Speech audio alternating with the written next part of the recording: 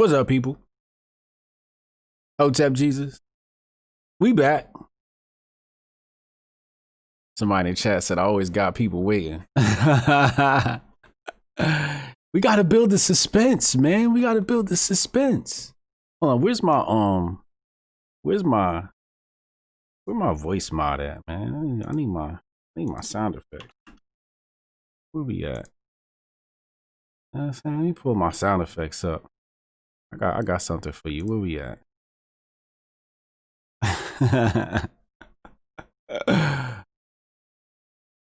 Another sharp conversation with Hotep Jesus. We got a very, very special guest for y'all today. Before we get into that, y'all already know. 4-time tech startup co-founder, 2 AI companies, 1 Bitcoin company, 1 iPhone app, hopefully Android version coming soon. 2-time author, 3-time author coming soon. I'll be on Tim Pool on the 20th. It's going to be really interesting. Guys, look out for that. I ordered his beanie today. Hopefully it arrives on time. We got to get Tim Pool a Hotep Nation beanie. Get him right. You know what I mean? Had a meeting this week with the AI team, Wazo, about our tech, about our plans for 2021. UI looks good. We hired a manager, W2 dev manager. Dev team's happy, doing well. Y'all can check that out at wazoai.com. Website is still very much under construction. A lot of planning that goes into this. You know, one of these contracts are worth, upwards of 100K. So we're talking about multi-million-dollar business here. We get 2 clients and we're drawing serious revenue. 10 means we have $1 million. That's Wazo AI, camera vision, analytics. Coinbase app approaching 1 million assets under management. This is a big milestone for us. As you already know, Bitcoin eclipsed 15,000 this week. I think it's at, let me see what it's at right now. 15.6 Bitcoin is at right now. Like, where were y'all earlier this year when I told y'all to get on our app, coinbitsapp.com? Link is in the description box below, by the way. Where were y'all? Y'all didn't get on Bitcoin? Yeah, Bitcoin shot to 15,000. I'm asking my friends and family, like, did you get any? Like, nah. I'm like, what are you waiting for? What are you guys waiting for? Get in the game, man. Still early, too. Even with the price at 15,000, it's still early. I got to get in. Shout out to my partners, Yusef and Maher over there at Coinbits app. Shout out to the mods in the building. Brody's in the building. Raiders in the building. Appreciate y'all. Y'all the best. Y'all are really the best. And Jiffitize, content creators' favorite app, allows you to download GIFs and videos from Twitter. Just Blaze with the $50 super chat. What up, homie? What up, JB? How you feeling, my brother? He said, power is in tearing human minds to pieces and putting them together again in new shapes of your own choosing. Hotep Orwell. I got a special guest for y'all today. She's been ripping Jack Dorsey a new asshole.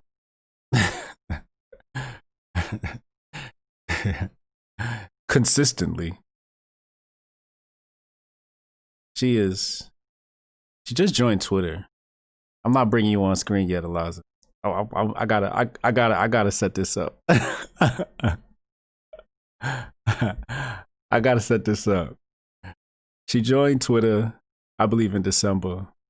She's been killing it.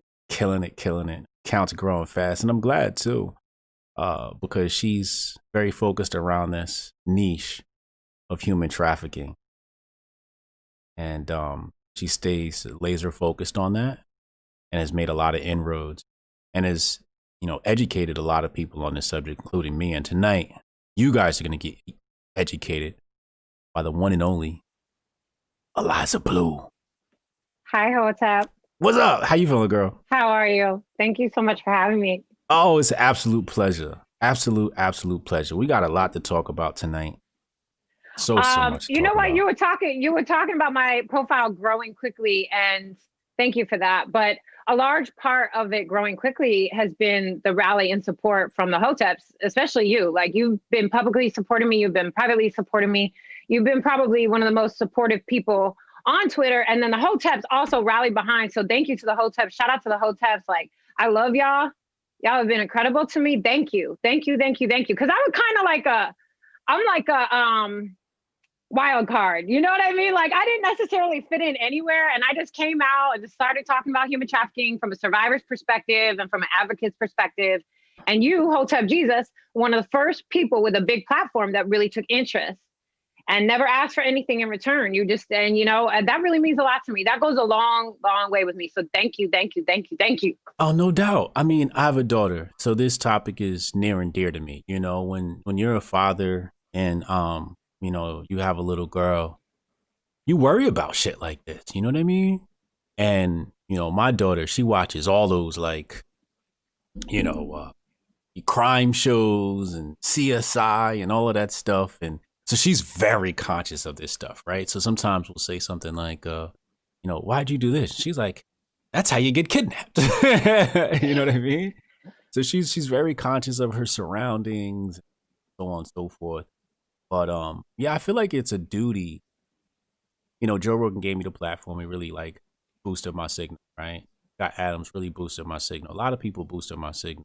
Jason Whitlock, my signal. I feel like with my signal being so boosted, you got to pay it forward, right? So, I mean, let's be honest, Hotep, I would have boosted my own signal with or without you. You just yes, you helped would it have. along more swiftly. But I mean, you were doing. But I appreciate you. But no, I was already good. But Yeah, you were thanks. already like killing it, No, but you know what? And shout out to you. Shout out to Michael Malice. Michael Malice has also been a big support. Hotep Witt has been a big support. Felicia Killings has been a big support. Like, there have been so many folks that have just rallied behind this. Like, within 10 months, it's garnered attention from folks of just completely diverse populations. You know what I'm saying? Like, so congratulations on the Tim Pool thing, by the way. He's incredible. I listen, I like literally have to visit Tim Pool's Twitter once a day because I'm like, let me see what Tim Pool's talking about, Let me see what Tim Pool's talking about real quick because I know he's gonna give it. Listen, he's like one of the wildest stories ever. I've watched him go from like one way to a completely different way, yeah, but he remained based either way. You know yeah. what I'm saying? I don't know. It's been a fun. I really, really enjoyed watching Tim Pool, and he's a smart dude. I feel like We'll see. people want him to pick sides, and people call him like a fence player, but I think he's just looking at things from all angles, right? Well, they want anybody with a platform to pick sides. Mm. Bro, I'm a survivor of human trafficking. They want me to pick sides.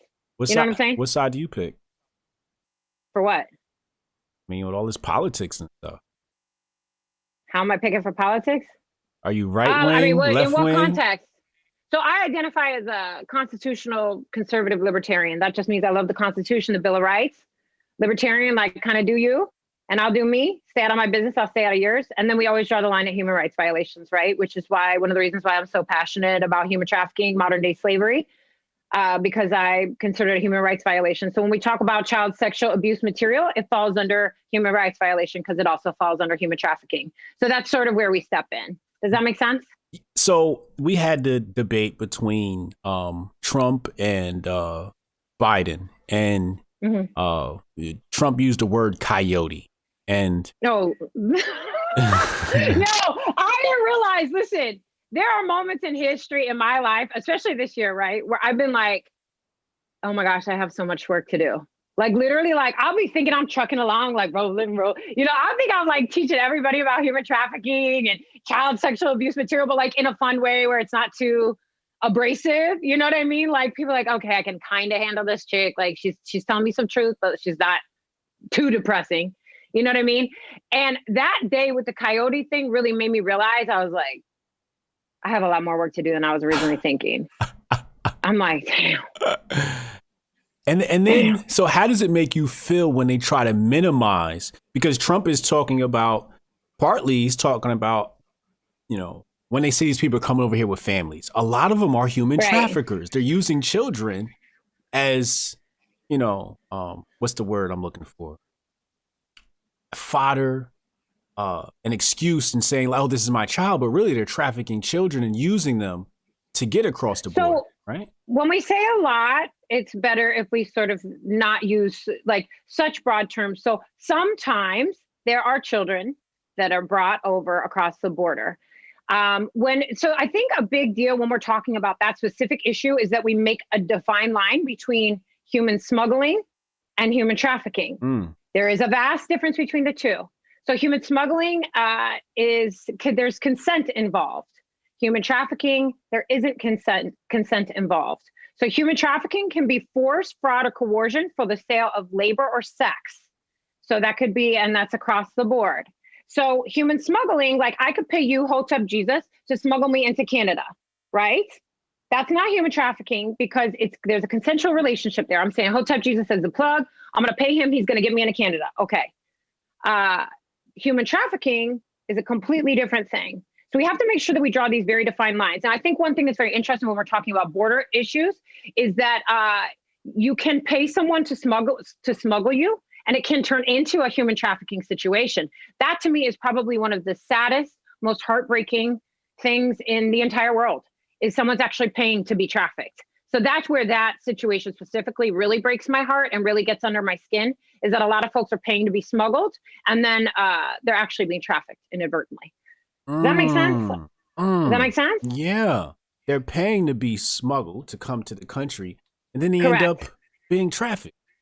Yeah, it's like a false promise. So something that would be the equivalent in the United States would be like if you paid to join a modeling agency and the modeling agent ended up trafficking you for sex or labor. And that happens too. All the time. That's how I got trafficked. That's how you got I didn't trafficked. pay.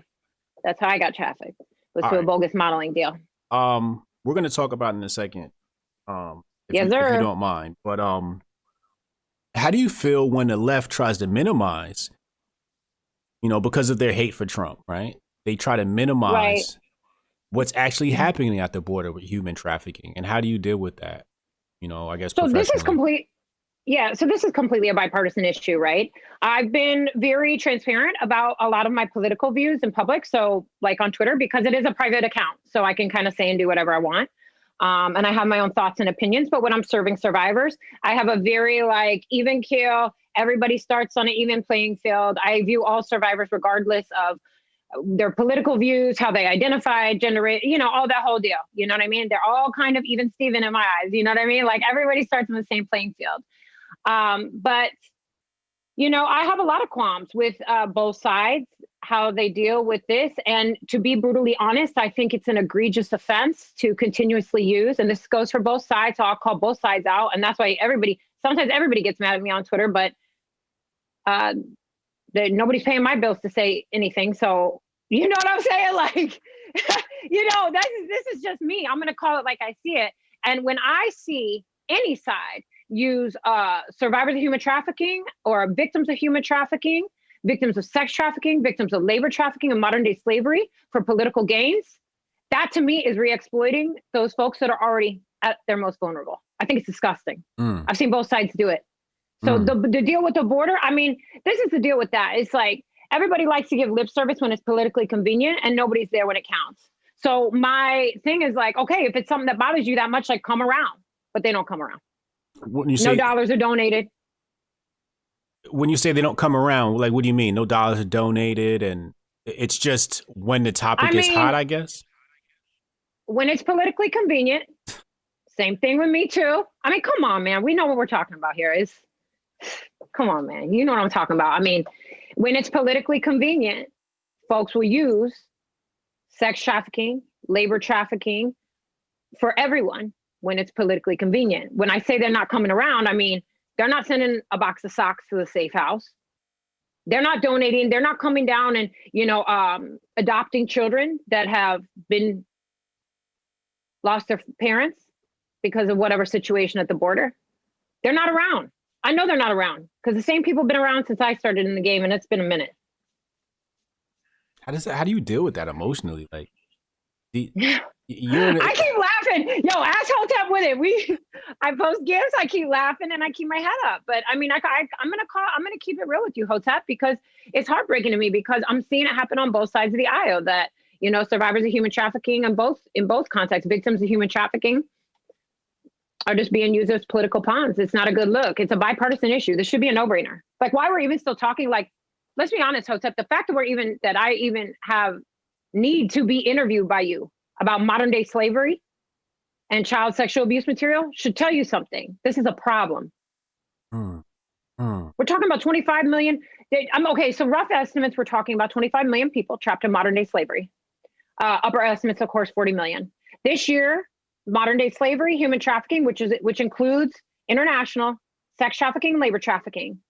It was estimated at the beginning of the year, before the COVID-19 lockdown, at $150 billion in net profits, which will outpace the drug trade this year for the first time in global net profits. We're talking a big, massive problem. And then, of course, once the COVID-19 lockdowns happen, everything spiked. It is a nightmare. Well, how did it spike under COVID-19? What was the cause of that? Perfect storm. So you have folks that can't work. You know, you got lockdown. The entire world locked down, right? So when folks can't work, you know, there's a joke. I think it's kind of a lame joke, but like the oldest profession in the book, you know what I mean? Folks get desperate and they start doing things that they never thought they'd do for money. Sometimes they're selling their children. In America here. Yes, sir. Sell their children to pay their bills. And they're selling these children to human trafficking. Wow. It could be anything. It could be anything, Hotep. I mean, so the deal with human trafficking, when we're talking about that, like I said, it's labor and sex trafficking, right? But also, so the umbrella of human trafficking is so vast, I almost wish it was broken down into more convenient parts, right? Because from within that umbrella, you also have you have online child sexual abuse material. So all the child porn that's online, that's all considered human trafficking. The sale of black market human organs is considered human trafficking. The sale of adoptions is black market is human trafficking. I mean, this is like wild. Right. You know what I'm saying? So it could be, you know, a person that's getting trafficked through OnlyFans. You know what I'm saying? That's included in human trafficking. Okay. Yeah. So if you have a pimp and if you're working through OnlyFans, and if you're getting that money through force, fraud, or coercion, any type of manipulation, that would be considered human trafficking. Child being sold by their parents in any other country for whatever purpose would also be considered human trafficking. What if you have an OnlyFans account and you don't have a pimp? Is that still human trafficking? No. So what does not count as human trafficking is any willing adult sex worker. So willing adult sex worker is not considered human trafficking. Gotcha. And also survival sex is not considered human trafficking. What's survival sex? Survival sex is that gray area between, let's talk about something funner after this. This is not my most fun. Hold on. You know what I mean? Let's kick it up a notch. No, we can talk about survival sex. I don't care about that. Listen, this is like water off a duck's back. I'm just tired of it, man. It's been a long week. We had the election this week. Let's talk about anything else. No, I'm just saying. So survival sex would be if you need something like housing, drugs, medicine, food.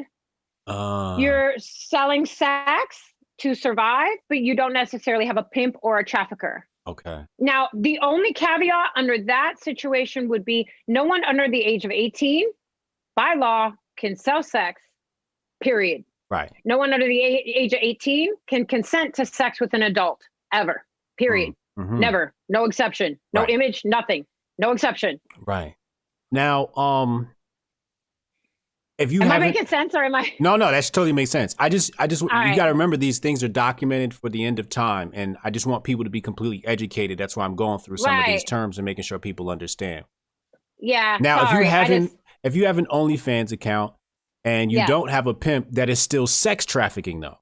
No, that's not. No. Okay. If you are a willing adult sex worker, you are a willing adult sex worker. That has nothing to do with human trafficking. That has nothing to do with sex trafficking. Okay. Is there a difference between human trafficking and sex trafficking? Sex trafficking falls under the umbrella of human trafficking. So if you have human trafficking, yes, then you have sex trafficking and labor trafficking underneath. Okay. And then a bunch of other umbrellas. So earlier I sent you the 25 different typologies that have been, so that can even include like somebody doing your nails. at a nail shop, if they're working without keeping their profits or forced fraud or coercion is involved, that's labor trafficking. Right. Basically slavery. Oh, it is. It is slavery. It's not basically slavery. Let's call it what it is. It's slavery. It's slavery. Yeah. Yes. For the people who only talk about this topic when it's politically convenient, I gotta hit him with a come on, man. Gotta hit him with a come on.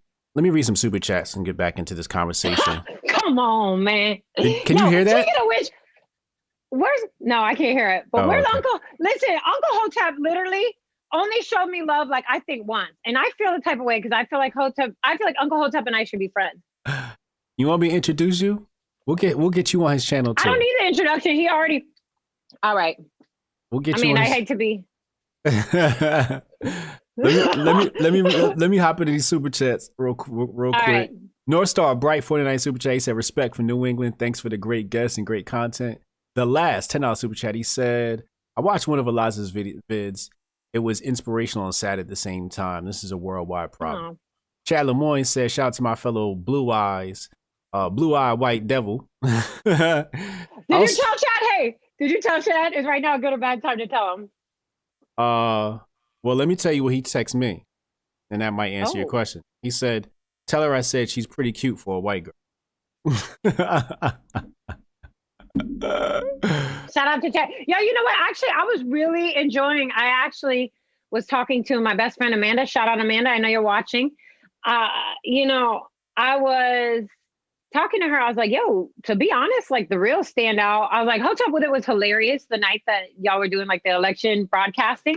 But I was like, Chad is amazing. I was like, he has these great ideas. He's very smart. He's like on it with the libertarian stuff, and I'm not super libertarian where I'm like weird. You know what I mean? Right. Like, I don't have time to be weird like that. I'm weird enough on my own. I don't have time to be libertarian weird.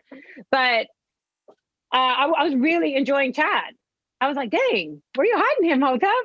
I know he's married. It wasn't like that. Chad's been around. He's one of the. Chad needs a louder voice. Chad is one of the producers for Hotep's Been Told You. If anybody watched the show this week, you saw the intro he made this week. He gets million shout outs, and he's got his own podcast called Aquarian Anarchy on YouTube. You should subscribe. Is he an anarchist? Yeah, boost his signal. He's an anarchist. He's an anarchist libertarian. You should definitely boost his YouTube channel. I try not to listen, man. I stick to the script. I'm not saying nothing about Chad. I'm just saying I stick to the script and I very rarely stray. Right.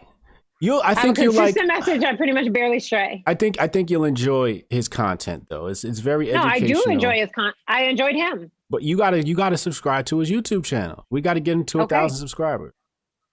Chad, go ahead and pop your YouTube channel in here so we can get you some subscribers, my brother. He said I'm pretty cute for a white girl. Hotep with it. Hotep with it in the building. 1999 super chat. He said, "Peace and blessing to everyone here. Hope everyone is holding strong while we sit in limbo. Eliza got me sent to the doghouse. My time there can only be seen on OnlyFans. Promo code Blue Rabbit. Stay with it." Shout out to little bro Hotep with it. I love Hotep with it. I love Hotep with it. He's just, there's something about his energy. Like, honestly, it makes me feel good. So what's funny about my relationship with Twitter, because I truly feel as if it's like some type of relationship, is that the way I view the Hoteps is like, okay, if I ever needed Twitter goons, like I feel like Hotep would like swoop in and be my Twitter goon, but I've never called in that favor. You get what I'm saying? Yeah. You know how many? I've never called you in. You missed the times when we used to just get rid of cats on Twitter. Like we had a problem, and we just when you ready, we swarm like Voltron. I've never called in a Hotep. Well, not on Twitter. And there was one day I was really itching for it because they were really calling me a racist because I said something nice about Kanye West underneath one of Kanye's posts. Remember that day I got like 2,000 death threats? Yeah. What was that about? Like. Okay, I'll tell you what it was about. Maybe I shouldn't even. I don't even know if I want to give it any oxygen, to be honest. Well, we gotta I said something nice to Kanye West. All I did was say something nice to Kanye West, which is standard. Like, if anybody like travels with me on Twitter as like part of my journey, I'm just kind of just nice. I'm pretty much just nice. Like I don't go like I can laugh from a distance when other people are being extra, But in generally speaking, I pretty much run a PG operation. And I just said something nice to Kanye West. And I got like 2,000 death threats. That was just weird. It was the weirdest thing. Why though? It was Why the were they weirdest mad? thing. You don't know? It was a nuanced reason why. Well, they were mad. Well, it was a nuanced reason. Okay. What was the day? I'd have to ask Amanda, man. I This could was like pull it up 3-4 later. weeks ago. I was congratulating him for being on the ballot, which in 12 states, I believe that he was. And I just said, hey, man, because this is the deal. I lived in Chicago for 8.5 years. You know what I'm saying? I lived in Chicago for 8.5 years, South Side and the West Side. So like a lot of us ran in similar circles. Let's put it that way. And it was nice to see. For years, I've seen Virgil get put on. I've seen Don C be put on. I've seen all these people from Kanye's, like group be put on. And I've been seeing Kanye just like, yeah, sometimes he trips up, but he tends to have more of a breakthroughs than breakdowns. You know what I mean? He calls his breakdowns breakthroughs, And I just see the harder he goes, I see people come at him. And when I know people are coming at people, I even do, I step in and try to say nice stuff a lot of times when I think people are being kicked on Twitter. And I'm not trying to act like I'm poly perfect on Twitter. Trust me, I have my fun too. But right. I'm not trying to act like Mother Teresa on Twitter. But all I said was, I woke up that morning. That was one of the first posts I saw was Kanye West talking about how he was on the ballot or something. Or so he had posted the first time he was written in on the ballot. Okay. And he was on 12 ballots, right? So 12 states. 12 states. Mm-hmm. Sorry. And all I said was, wow, it brings a tear to my eye to see you do so. Like, basically I said, it brings a tear to my eye to see you do something so amazing and incredible. Because even though it might not seem like it, I see Kanye West as somebody, I see myself as having a lot of parallels to Kanye West in the way that a lot of times in my path and in my journey, I could have chose to go one way. And sometimes I did choose to go that way. And then other times, and then when the real rubber met the road, I started choosing to go the other way. And also, I like his creative mind. I like his visionary spirit. I like the way he thinks outside the box. I like the way he speaks in symphonies. I like a lot of things about Kanye West. Do I think he's perfect? Absolutely not. But I think he's a very misunderstood living genius and living legend. And it made me feel happy and proud to know that somebody went from Chicago, because trust me, where those guys were hanging out in Chicago to avoid that lifestyle that they could have been involved in was really hard.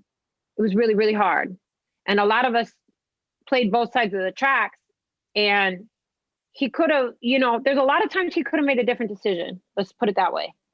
And he didn't. And it just made me really happy to think that somebody that I identify with was going after their dreams. So I said, congratulations. So the only thing I did in that post, in that tweet, was I just said something nice. And then I instead of putting ballot, I put ballet. Like I misspelled ballot and I put ballet, which that's Twitter, right? Oh my God. I know they crucified you for that. Bro, whatever. It's all good, man. They dragged me so hard. It's all good. But I mean, I was literally just being nice. That's a long story short. I was being nice. I didn't even call Hoteps in then when I got like 2,000 death threats on Twitter. You think Twitter had the time to censor that? No. Right. It's like they got this double standard. Double standard? That's like the understatement of the century. Double standard. What about the censoring, right? Like, they've been censoring everybody, but they won't censor your human trafficker. Or here we go. I feel like Conor McGregor walking. Lord Jesus, grant me the serenity to accept the things I cannot change, the courage to change the things. Now, okay, this is a scoop with that. Okay, so Twitter did just change the terms of service. So before they just changed their terms of service, I mean just change their terms of service. Like last week, right? Like the other day, just change their terms of service. So this is the deal. There are so many child sexual abuse material profiles on Twitter, and it's rampant. It is absolutely rampant. Like, and if you haven't encountered it, I feel glad for you.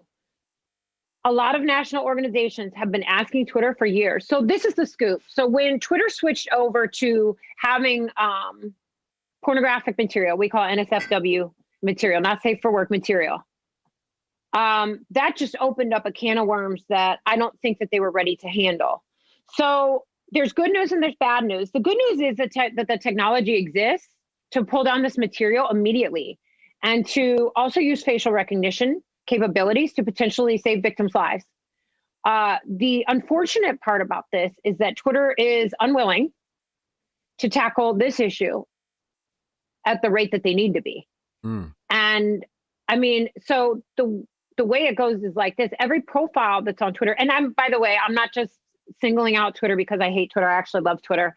But this goes for all social media platforms, or all big tech social media platforms, I should say. But the technology exists to pull it down. They're just not using it for the capability. But every time those profiles are live and active, there's advertising sales off those profiles, and there's data sales off those profiles. So they're getting paid off it. Oh yeah, they're getting paid. And it seems like they move faster to censor all of the conservatives and Trump stuff. Meanwhile, you have this pedophile and human trafficking and pornographic material all over. I mean, you basically just said it. You're basically doing my job for me because that's exactly what's going on. Let's call it. Why are they moving faster on that stuff instead of the stuff they really need to? Danielle said Zoom is a big player in this too. Really? I didn't know that. Yes, big time. Yeah? You're right. How? Yes, big time. I mean, so basically what they do is like pedophiles will have live Zooms with other pedophiles, and there'll be live shows of them sexually assaulting children. For entertainment. Wow. Oh, yeah, for past entertainment. Wow. For sexual pleasure and gratification. What the fuck? This is real. And it's not like, okay, like, it's not a little bit. It's so bad. Well, first and foremost, this year during the COVID-19 lockdown, there has been 126% increase in reported online child sexual abuse material. We are talking in the billions of images reported. Just imagine what's not reported. And the difficulty with this topic is it's so scary and so heartbreaking that no one wants to talk about it. But we are literally talking about modern day slavery at its worst. Unfortunately, the effects of that child sexual abuse can ruin someone's entire life. I've seen it. I've seen people that literally never returned their brain fragments, which I love people no matter how their brain works, right? But yeah, their brain's fragment and they never come back.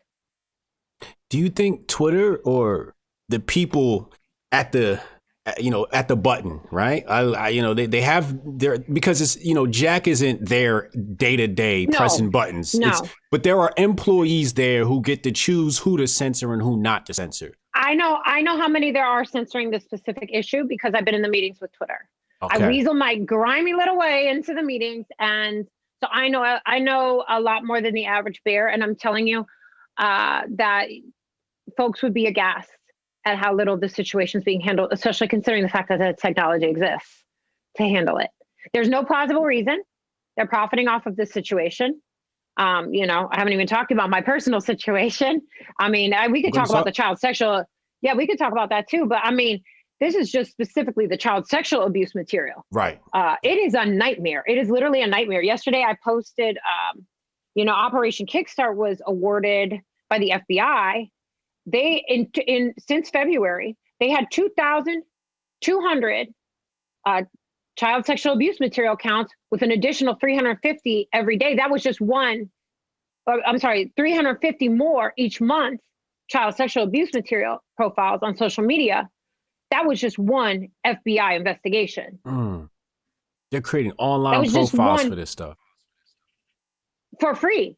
Wow. So imagine you're a child, you're sexually assaulted, and then the worst moment of your life is watched repeatedly. I've met children where their sexual abuse has been watched within a matter of a couple days over 100,000 times on Twitter. Grown adults. And I know some of this stuff exists. I heard on Pornhub too. People are uploading. So Pornhub, yeah. So Pornhub, shout out to Trafficking Hub. That's my girl. Shout out to Trafficking Hub. Trafficking Hub is kind of, this is like, that's their world, that's their realm. You know, we get really dicey when we have these conversations. First and foremost, I'm never going to put the needs of willing adult sex workers over the needs of human trafficking victims, survivors, and child abuse or rape victims. None of that. Like, never. You're never going to get me to budge on that. That's a hard line for me. Willing adult sex workers can always figure it out. And to be honest, I've reached out to them to help them try to figure it out. Why they're not trying to have that conversation. Why did you feel the need to preface what you're about to say with that? Because sex worker community likes to come for me like I'm coming for them. I'm not coming for them. I could care less. What willing adult sex workers do is none of my business. That's not my bag. You know, but they always like to come at me sideways. I don't really care what you're doing. And to be honest, if anybody's not going to judge you, it's me. Because I come from that game. I come from that lifestyle. So I'm not coming for your hustle. I don't care about that. I care about the non-consensual stuff. So when it comes to trafficking on Pornhub, we've had a lot of people step forward. Same with OnlyFans. Same with Twitter. Same with Instagram. Facebook's being sued. I mean, all these big tech platforms and Trafficking Hub. But the laws are stingy and things are hard to prove. So, you know, I think that it's on us, right? So we're talking about the problem, but we can definitely touch on some solutions too, because I don't want to just focus on the problem. I think we should probably focus on some solutions. I mean, I got a lot of talk points we're going to cover tonight. How much time I got with you tonight? Hotep, your time with me is endless. Okay, let me ask you this. He's like, oh, here we go. Listen, if this stream ends for any reason, it wasn't the redacted. It was Hotep getting sick of me. All right, so the people at Twitter that have the power to hit the button, do you think there are employees that are in on this and kind of let this stuff slide because for whatever reason, maybe they get pleasure out of that type of... I don't speak in hypotheticals. Okay. So I'm not going to put blame on someone that I don't know. Okay. I don't speak in hypotheticals. I speak in what I know. What I know is the numbers, and just statistically speaking, they have the capability. They have the capability. They know what to do. They've been focused on navigating the conversation around the election, navigating conversation around things like Hunter Biden. And to be honest, I get really, really sick of it, because if there's one thing that you should be navigating, it's the human rights violation around child sexual abuse material. I was willing to compromise with them, because if I say you have to remove all the human trafficking and all the child sexual abuse material, which, by the way, all child sexual abuse material is human trafficking, right? So if I say that, they'd have to go through and prove that every adult that had, you know, pornographic material, not safe for work material on their, you know, that was a consensual agreement. So I was almost willing to meet them halfway and say, okay, just no child sexual abuse material. They can't even do that. They won't even do that. That's wow. That's fucking... All right, let's... Yeah, it's pretty bad, because they have all the energy in the world to censor whatever they want to. Right. The technology exists. They have all the energy in the world. Well, the technology exists to remove the child sexual... Dude, so there's an entire nonprofit that teaches survivors how to code. You know what I mean? Like, this ain't nothing new. You know what I mean? Like, there's an entire nonprofit called Anticons, and they teach survivors how to code. And a lot of those survivors choose to write code to remove child sexual abuse material and to help survivors not fall into the life sort of like how they did. Right. Like, this is not a new, you know what I mean? Like, come on, man. Like, this to Uncle Hope, come on, man. Like, this is nothing new. Come on, man. Let's get into some super shady, chats. and they're profiting off of it. Yeah, let's get into some super chats. Let's get into some super chats, and we're going to come back and we're going to talk about your personal story. P from Runaway 499 super chat. He said, she's a Kanye stan. I'm following her immediately. Yes, she is. She loves Kanye. Yeah, I do. A lot of the people that unabashedly so. Yeah, I you know, it seems like everybody in my circle is a Kanye stan. Kanye's the GOAT.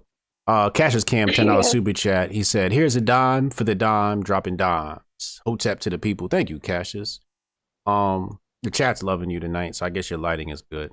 I know you were concerned about that earlier. I was super concerned. I was scared I was going to outshine Hotep on his own show, which we already knew was going to happen. But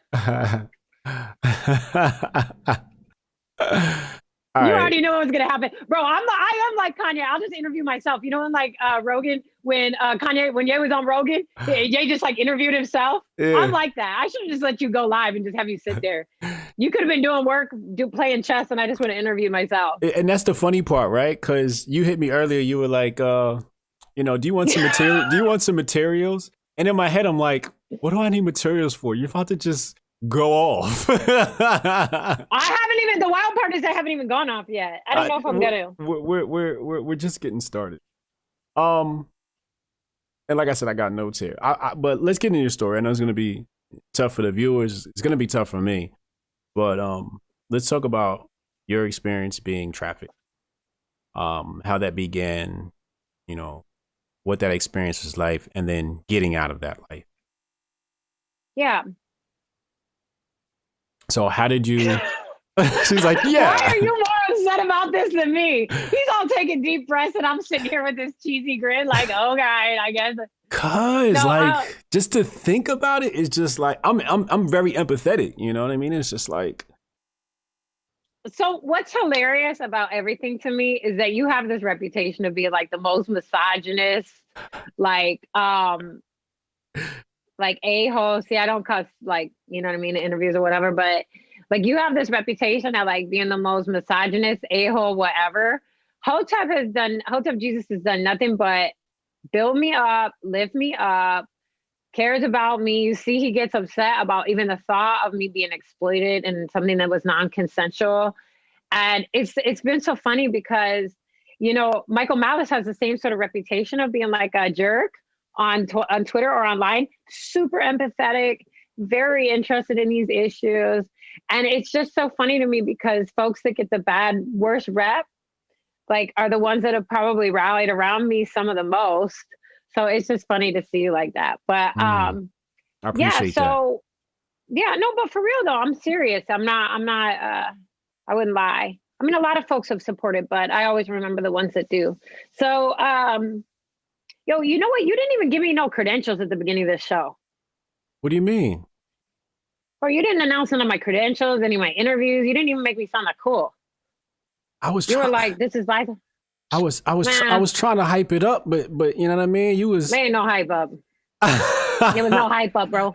These people don't even know I got credentials. I failed you. I'm sorry. People don't even know I got credentials. It's all right. I'll give myself credentials. So my story. I was actually that was actually one of my talking points, so we were gonna go through that. I didn't wanna, yeah. But we can do that now. Like with Kanye. No. That's all good. Man, let's just rip the Band-Aid off and get this out of the way. This is what the people really want to hear anyway. Yeah, so, and I just want to let anyone know that, you know, when I talk about these issues, I always try to do it with a smile on my face because, you know, it's kind of one of those situations where if you're not laughing, you're crying. And I don't ever want people to think I'm not taking this seriously because I definitely take it very, very, very seriously. And on that note, if for some reason today, anything that we talk about is triggering or upsetting in any way, like please reach out for help. Even if you're a survivor of sexual assault, sexual abuse, domestic violence, human trafficking, or another violent crime, if at any point you have thoughts of suicide, like please reach out for help. Always, every day I post a suicide. Well, I try to every day post a suicide lifeline. I know folks are struggling out there. I always try to post the human trafficking hotline. And if there's something that we talk about today that strikes a chord with you, and if you have more questions, please reach out to the hotline. So what happens when you reach out to the hotline is if you're having a thought of suicide, or if you think maybe you're in a relationship or a past relationship where you've experienced abuse, when you call, you'll speak to an advocate just like me. So Hotep Jesus really didn't let you know that, but I'm an advocate. I'm a survivor advocate. It's all good, bro. I got it. I got it. I got you. I got it right here. It's right here. It's the fourth bullet point. Fourth bullet point. We breezed past those bullet points, just like when Twitter tried to ban me, and I breezed past the algorithm. I was like, Man, just know this. When I start my own podcast called Kiss My Ass Podcast, I'm going to give you 0 credentials. I don't have any. You're going to be the homie from around the way is what you're going to get. Yeah, this I is the like homie that. from around the way. Hotep Jesus. No. I like that. I I'll don't give you a have any worse one than that. credentials. I'm just a homie. Yeah, you are the homie. You're the homie from around the way. Greg Henderson said, "Yo, why she acting up?" Hold on, let me hit it with a. Come on, man. I hit you with a Joe Biden. Come on, man. Come on, man. Well, he don't know me that well. So let's talk about your work. I survived 9 years of sex trafficking. I'm free now. I earned the right to act up. You have. You definitely have. He just mad because he never seen anybody this free. So let's talk about your work, right? Like that's what you do day to day. Why don't we just get the story? Why don't we just get the story out of the way, and then I'll tell people how I got into the work. Well, damn it. What order do you want to go in, Eliza? Do you want to do the story, or do you want to talk about your credentials? Which one? I'd rather listen. The credentials come out. The credentials just come out. Why don't we just rip off the Band-Aid for the story, and then the credentials will come out? How about that? All right, let's do it. All right. Sorry, Hotep. Can't control yay. So I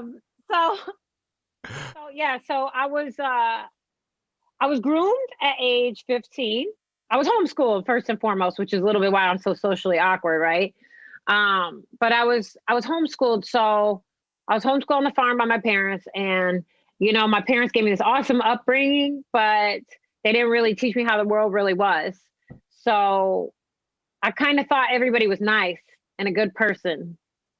And that sort of gave me a little bit of an off footing. You get what I'm saying? Like, so already I had sort of an unrealistic view of the way that the world was. Very naive, maybe. Yeah, very naive. I mean, I still have these tendencies, that's why I can be friends with jerks like you. And it's like cool because like I still see everybody as being good. So he's like, delete. Just acting up. You love it, bro. It's better than sitting here all crying. Like, I'm sure the people are probably like, thank God we're not crying our way through this. But I was groomed at age 15 at a concert. I was sexually assaulted by the person that trafficked me later on at age 16 in Los Angeles. And I was offered a bogus modeling deal in Los Angeles. People said they wanted to make me a star, and I believed them. So because I was homeschooled, I was able to move out of the home very early. And I moved to Los Angeles, and I was almost trafficked immediately. I was sex trafficked immediately. They were really good at grooming. Grooming is that pre-game sort of thing where they're trying to fill you out. And because I was sort of vulnerable, because I thought everybody was a good person, I was a perfect target. And I was sex trafficked, and then I got out of the life, which was awesome. But unfortunately, like a lot of survivors, because that initial trauma was there, I went back and I had a heck of a time getting out. The second time getting out was pretty much life or death. And to be honest, I'm so grateful every day, Hotep. Like literally the fact that I'm alive, like literally, I know this is going to sound crazy or like corny or whatever, but literally every day I'm like, I can't believe I'm alive. Literally, like I'm like literally I'll get so excited that I'm alive that like I want to drop on my knees. Just out of gratitude. You know what I mean? Mm-hmm. So it was pretty much the worst. It was exactly what you think it would be. I don't like to go into too much detail because, the worst days of my life are really for people's entertainment, especially when Hotep Jesus ain't even chipping into the Eliza fund with them super chats. But I'm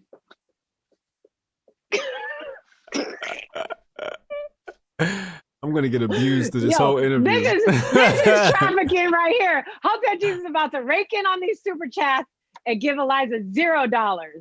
That's not true. All right. I'll send over I'll text you my cash app. Cash app $ElizaBleu. He's like 50% of proceeds tonight go to Eliza Bleu. You send 50% of all super chats will go to Eliza Bleu tonight to help human trafficking victims and to raise awareness. The only human trafficking victim that's going to help is me, and I'm a human trafficking survivor. But let me tell you what it can help buy. Number one, I don't have internet at home. Number two, I wasn't set up for this year, so I don't have a computer at home. Hotep Jesus knows this. Number three, I borrowed this beautiful light that's giving me this look from my barber. Wow. So help your girl out. I was not set up for this year. I was not planning on being a public survivor, but if you want me to be a content creator and keep doing interviews like I am today with Hotep Jesus and the other interviews I have coming up, and if you want me to be good, help a sister out, help me out. But anyway, so I was how'd you get out? Actually, it was rough, man.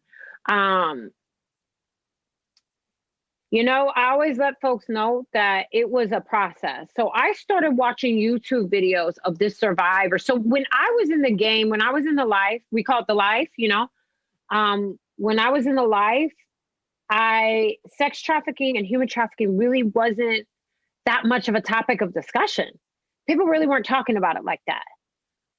There were some organizations that were popping up, but generally speaking, it wasn't the topic that it is now. I mean, this year especially, it's been a huge topic, right?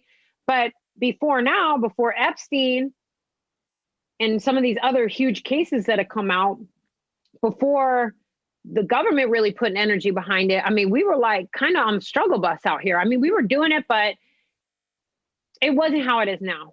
It didn't have this, the movement didn't have the same energy and the same momentum. But I was watching the survivor. Her name's Annie. I actually just did a blog about her yesterday.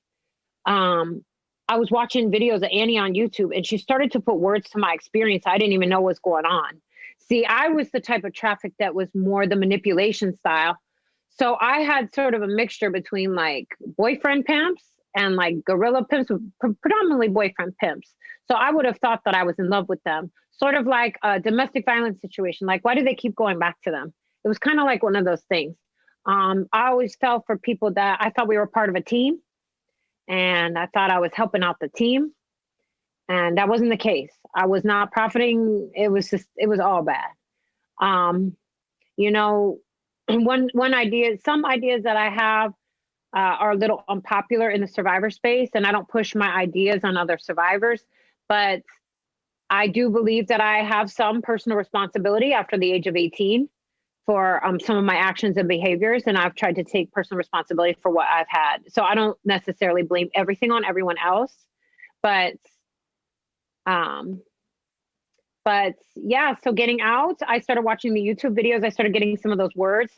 I was working at a gentleman's club in Chicago, and a nonprofit that serves survivors of human trafficking stopped by and dropped off a stack of Bibles at the club that I was working at. And I asked my manager at the club if I could have one of the Bibles. And I didn't know that the Bible had a little website on the back of the Bible. So I held on to that Bible for a year and a half before I looked up that website. And I was struggling, Hotep. I was like at the end of my rope. I was, I mean, I wish I had a better word than hopeless. I was dead. I was dead and walking. I was dead and walking. That's it. I was dead and walking. That was it, man. That's the only way I can describe it. I was a dead person who was alive. And what was that website? You know what? I've never asked their permission if I can promote them. Okay. So I'm not going to, because when I left the game, my traffickers lost a lot of money. So I don't want them to become a target for my former abusers. My former abusers are still out there and kicking. They know where I'm at. They know what I'm doing. So but that website was for helping people escape that life. Yeah. Okay. Well, I mean, it was just offering resources, sort of similar to like if you visited my Twitter profile, you know, it was basically saying like, hey, this is some information. And if you want to reach out, I sent them an email one night when I was extremely desperate. I just hit a spot where I was like, what do I have to lose? I'm dead already. I wanted to die. I mean, I wanted to be dead so bad, Hotep. It's a miracle. That's what I'm saying. Like every day I'm like, I can't believe I made it out alive. Right. You know, just because I was in mental torture, but also too, I was getting beat up a lot. I was having to do a lot of things that, you know, just, I wouldn't really wish on my worst enemy.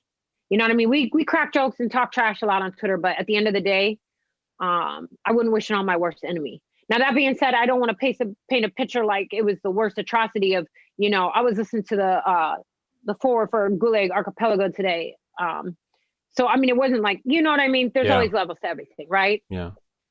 So, yeah, anybody who ever if you haven't, Gulag Archipelago is like one of those books you can't like read all in one setting. It's like very depressing. It is, but it challenges us to think It's more based on deeply about on human real life suffering. stories too. Yeah. About human suffering. And if you ever want to feel grateful for, you know what I mean? You could go through the humanity. Humans are capable of going through quite a bit, right? And I don't even know. That wasn't like, I didn't plan to listen to that this morning. It was just kind of what popped up. And I was grateful that it did, because it also too, those stories remind me, that reminds me also too, to not cast too many stones, because I'm not poly perfect either. Mm-hmm. Mm-hmm. And we're living in a time frame where it's fun to point the finger at everybody else. You know what I mean? When I look at pedophiles, trust me, I don't have much sympathy for pedophiles per se, but I do look at it from a standpoint of like, I have absolutely no idea what made that person that way. And trust me, I have a lot of hangups myself. There's never been a day I've walked this earth that I've been perfect. So I always try to remember that. And, especially when I think of the stories of parents selling their children. So in rural areas specifically, this is a major problem. I mean, it's all across the world. Parents are selling their children. I think roughly we're looking at like 92% of all human trafficking victims know their abusers or have a personal relationship with their abusers. So for instance, I would fall under that statistic as well. I already had a pre-established relationship with my abusers. So because of the false modeling promise. So when I think of parents selling their children, I think of what on earth, how many steps does it have to take to get to the point where you're willing to do that? Yeah, that's some scumbag. It's dark. That's some scumbag low life shit right there, man. That's crazy. I mean, that's pretty bad. It's pretty much, to me, I can't really think of too much worse, to be honest. I can't. Right. I mean, can you? No. Honestly, I really can't. No, that's just, I can't even wrap my mind around doing that. You know what I mean? Yeah. It's difficult, but as humans, we must confront that side of humanity as well, right? Right. Because how can we possibly tackle this problem if we keep ignoring it the way that we are? That's why Epstein got away with his stuff for so long. Let's talk about Epstein. Yeah. Let's talk about Epstein. You're connected to, are you allowed to say? Yeah. Okay. Yeah, it's public. Yeah. So I work with the Epstein, a few of the Epstein survivors in a specific way. I like to say I serve survivors of human trafficking because I don't know, it just has a better ring to it, but we collaborate greatly on Victims Refuse Silence, which is the organization that they started after they've had the ability to be free. This year has been quite the big struggle, and I just sort of joined the team. I'm the first non-Epstein survivor to join the team, so that's, I think it's amazing that they even trust me like that. But they are absolutely incredible women, and I am so honored to even have the ability to collaborate with them and work with them. They have given me more than they will ever know. Them stepping forward also encouraged me to step forward, because before this year, before 2020, I wasn't a public survivor leader. I was doing everything in private. Like not private, but I mean, you know what I mean? Like on the low. Like I wasn't out here on Hotep Jesus and Joe Rogan and Tim Pool. Right. Shout out to Tim Pool. Holler at your girl. I'm putting a good word for you when I see him. Well, listen, my paths cross with everybody eventually. Yeah. Right? Yeah, absolutely. My paths cross with everybody they're supposed to. The other day, somebody high profile came up in conversation.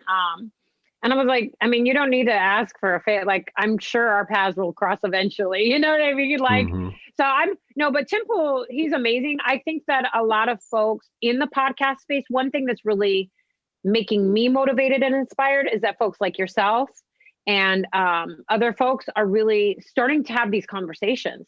It's making me really happy because, let's be honest, like the mainstream media, the cathedral, the gated institutional narrative, they're never really going to give these topics the full spotlight that they deserve. And we're never going to be able to fully tackle it while it stays under the rug, right? So it makes me so motivated and inspired to see the podcast space sort of taking on these topics. Even Rogan's been talking about it a lot. I think it's time. Rogan's ready to have a survivor on.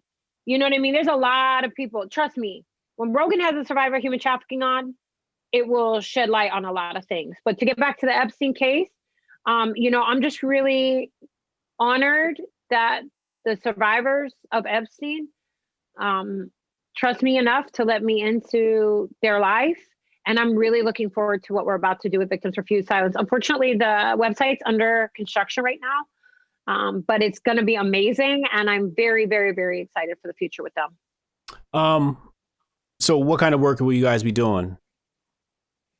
You know, I don't want to say too much about what's coming up because it'll be something new and I don't want to spill too many beans. But, Right. you know, when those Epstein survivors have had an opportunity, you know what inspires me so much about them? They fought for years to even be heard. Nobody believed them. Mm. Think about how many obstacles, Hotep, think about how many obstacles those women hit time and time again. And I mean, people like to talk about that situation like it's all, you know, glitz and glamour in the Hollywood and like the shock and awe of it. Those women didn't have PR people. Those women didn't have money. Those women didn't have the FBI behind them. Think about all the people protecting Epstein every single step along the way, the money, the politicians. And those women broke through all of it to be heard, not for themselves, because trust me, every day I hit them up and I pray to God nothing's happened to them because you already know what it is with that situation. People, I don't want to put that energy in the universe, but you get what I'm saying. Like, Yeah. this isn't a joke out here. You know, people go missing, people die, people get killed, especially survivors. And when they start speaking out at that level, and so I have so much admiration for them. You know what's funny is I wear so much makeup it probably looks like I'm crying, but my eyes actually just watering. I have so much admiration for them because they just kept going and they demanded to be heard, and not for themselves, but to save other people, to save children. Let's be honest, to save children. Children, okay. So well, yeah, because Epstein's a pet. I mean, Epstein was a pedophile. You know what I mean? And Ghislaine Maxwell, whatever her name is, she was. I heard she was kind of like the head of it too, right? You was know she what? like helped wrangle the? Okay. Yeah, I mean, I'm not going to speak in any. I love due process. I'm a big fan of due process, so we're going to let the courts decide. But I'll say this: I hope she gets what she has coming to her, and I think that the survivors of her crimes deserve justice. How much are women involved in That's trafficking? a good question, Hotep. Yeah, that's a good question. So women can be traffickers, women can be abusers, women can be mental abusers, women can be physical abusers. We see a lot of cases. In fact, I haven't seen any data on the uptick in women abusers. As far as human trafficking goes, I will be excited to see that data. Not unlike that sounds, because that was like a weird way to put it. I'm not excited that data is going to exist, but right. I'm excited that is a potential start to collecting that data. I personally think that it's been a massive spike. So a lot of times when we see women involved in these crimes, they were also victims or survivors themselves of these crimes. Right. Or maybe a victim of or survivor of child sexual abuse, and then turn it around and start victimizing others. Yeah. But even then we still see, I mean, you know, when you think back to like madams, you know, there's a lot of different ways that you can think of women involved in these crimes, but it's alive and kicking. In fact, I would borderline sometimes say that women are a little bit better because they have almost a little extra manipulative quality. It seems safe. And because they understand women and better, and that maybe the girl trusts them a little bit more than men. I mean, everybody's different, right? So right. It stinks because I don't want to talk in generalizations. I mean, we could also go down the other rabbit hole, which is boys and men can be sex trafficked, boys and men can be labor trafficked, you know? Yeah. So you could go down any which way you want to cut to it. I always say that anyone, anywhere, anytime can be a victim and or abuser. Does that make sense? There's not really any age limit on it. There's really no way to say what an abuser would look like. And there's really no way to say what a victim looks like. I mean, I've met survivors that are just getting out of the game that are like my mom's age. Mm. Damn. That's wild. That's wild. Yeah. I mean, there's people in other countries that get trafficked. I mean, there's people, you could be trafficked up until the day you die. Yeah, and that's one of my concerns. You know, a few years back, before sex work Twitter became the gigantic behemoth that it is now, there were a madam, I guess you can say, was grabbing young girls' pictures and then selling them. This got exposed on Twitter. Like, what do you mean? Like getting young girls to move. This is before OnlyFans. When you mean young girls, like what? Like 15, 16. Oh, okay. So minors. Yeah. We got to be very specific when we talk about that, because there's a difference between like a young girl, like 18. Well, I would call and then, okay. Right. So yeah, minors. So yeah. And then she was also posing under like fake accounts and getting pictures from girls and then selling them. And this was before like OnlyFans existed. So she was pimping girls online. And that's kinda, human trafficking. Yeah. And that was, you know, some of my concern with sex work, you know, it's just like, you know, for example, I forget the girl's name, but she's a Hispanic singer, and you know, the day she turned 18, she was like, hey, you know, should I start an OnlyFans account? Which means she probably had this in the back of her mind when she was a minor, right? And I think there's a lot of kids who are gravitating towards this lifestyle now. I feel like it's just really dangerous. Well, I think that starts at home, right? So that's where we talk about raising awareness, education, and also to instilling those values. The good news is, Hotep, and you and I have both been alive long enough to know that everything, including pop culture, subculture, runs a cyclical action, right? So the things that are popping to our generation, the things that are popping right now, like won't be popping in a little bit. You get what I'm saying? Right. Like trends. So like if the Kylie Jenner looks popping right now, it'll be the opposite in a couple of years. And there won't be put as much weight on that look or that vibe. You get what I'm saying? Yeah. Does that make sense? Yeah, absolutely. So that's the light I see at the end of the tunnel. I truly think that some of this will be cultural and kind of shift back. But then I also think folks like me and other folks out there that are really just beating and saying like, hey, we got to talk about this. We got to talk about this. We got to talk about this. Will break through, but it starts at home, right? So a lot of the trafficking that we see, you know, will be something very simple. So also too, you know what, let's just get this out of the way. I sent you a report from the Congressional Black Caucus that, you know, Black girls are trafficked at a disproportional rate. Right. To anyone else, period. Black girls, so, period. Yes. Black girls, period. And when we say girls, we mean minors. So this is an everybody issue, but we need to always hold steadfast to those folks that are disproportionately affected by these crimes. Okay. So when you see, oh snap, I just got a cash app. I can't even see how much it is. Shout out to the person that just cash apped me. Thank you. Somebody just made it rain in my cash app. Watch, it's like $5. I'm not mad about it. I could use that $5. Trust me. But but for real though, you know, Black girls are disproportionately affected by these crimes. So what we're looking at in that, when we talk about grooming, now I don't want to speak in generalizations where it makes me seem racist. I'm just going to talk facts and then we can kind of go from there, right?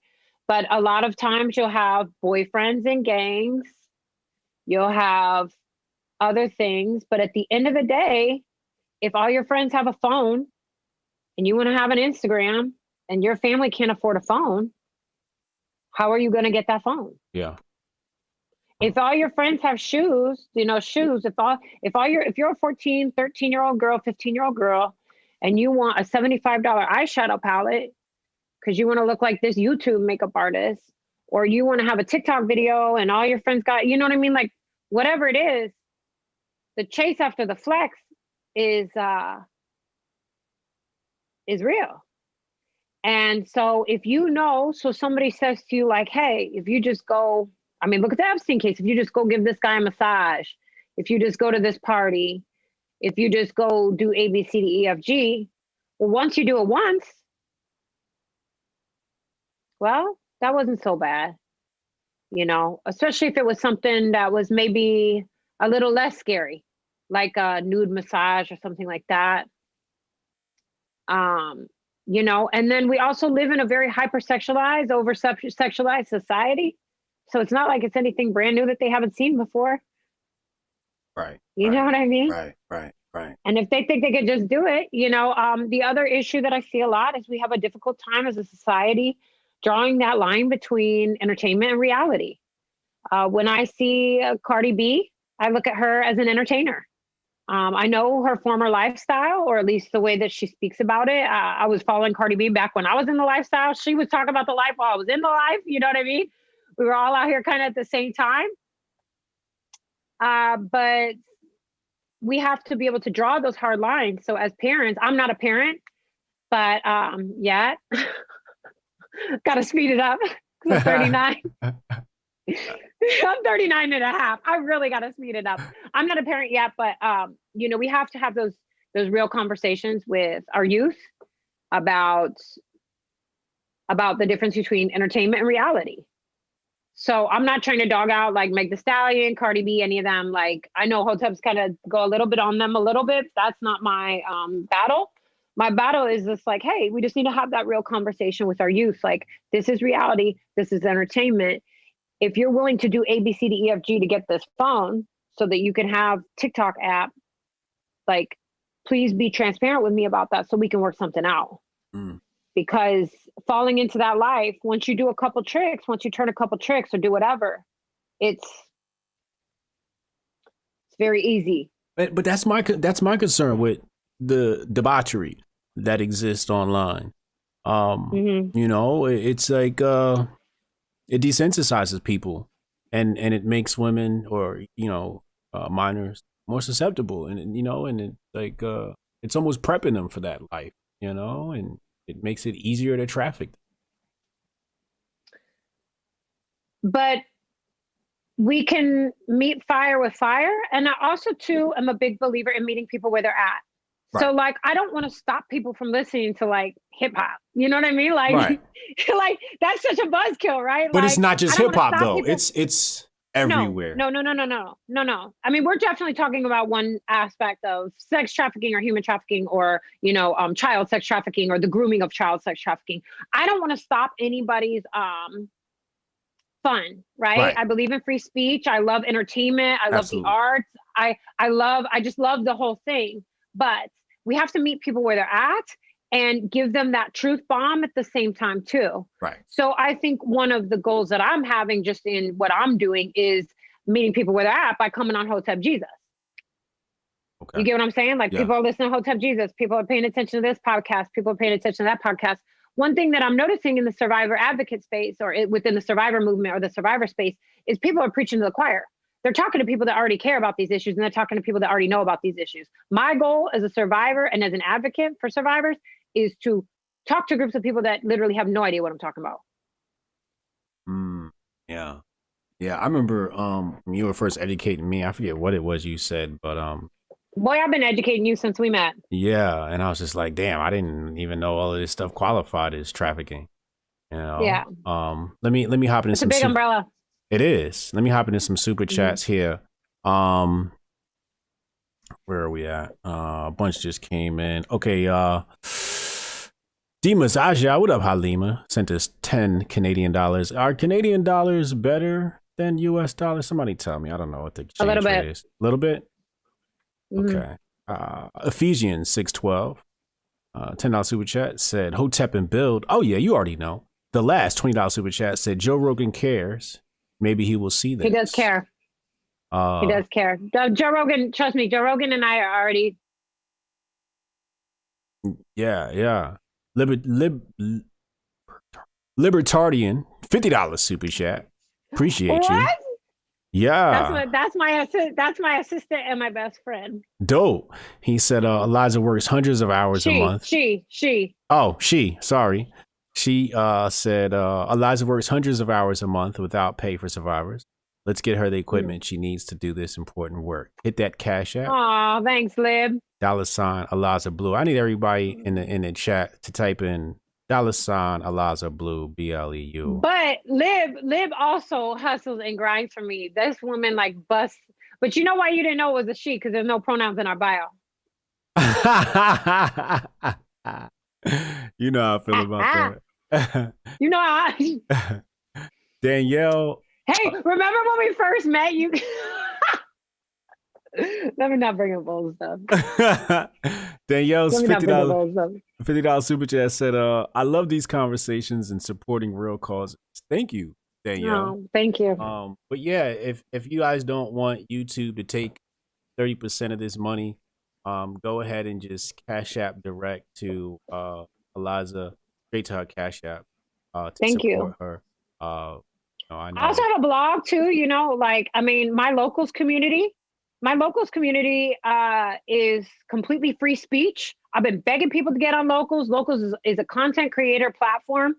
I just started being a content creator this year. This was like never part of my plan, but I'm kind of just a passenger in this life. I really don't set the agenda. God sets the agenda, and I'm in the passenger seat. And God gave us lemons this year, so I decided to make lemonade. So I decided to be a content creator this year, talk about human trafficking. And so my locals community, you can subscribe to my blog. I've been doing some voice blogs the last few days, and I just try to really shoot from the hip and the heart, also post news stories. But above and beyond all that, it's sort of like a mixture between Patreon and Facebook, but it's completely free speech, completely censorship free. They don't sell your data. They actually just put out a great new terms of service today that will make it so that there's no child porn on the site. Amen. I have been talking to them about that. I said, look, you better nip this in the bud because the way that Locals is growing. Dr. Drew's on there. Donald Trump Jr. is on there. Dave Rubin created the site. Michael Malice is on there. Shout out to Michael Malice. Locals community.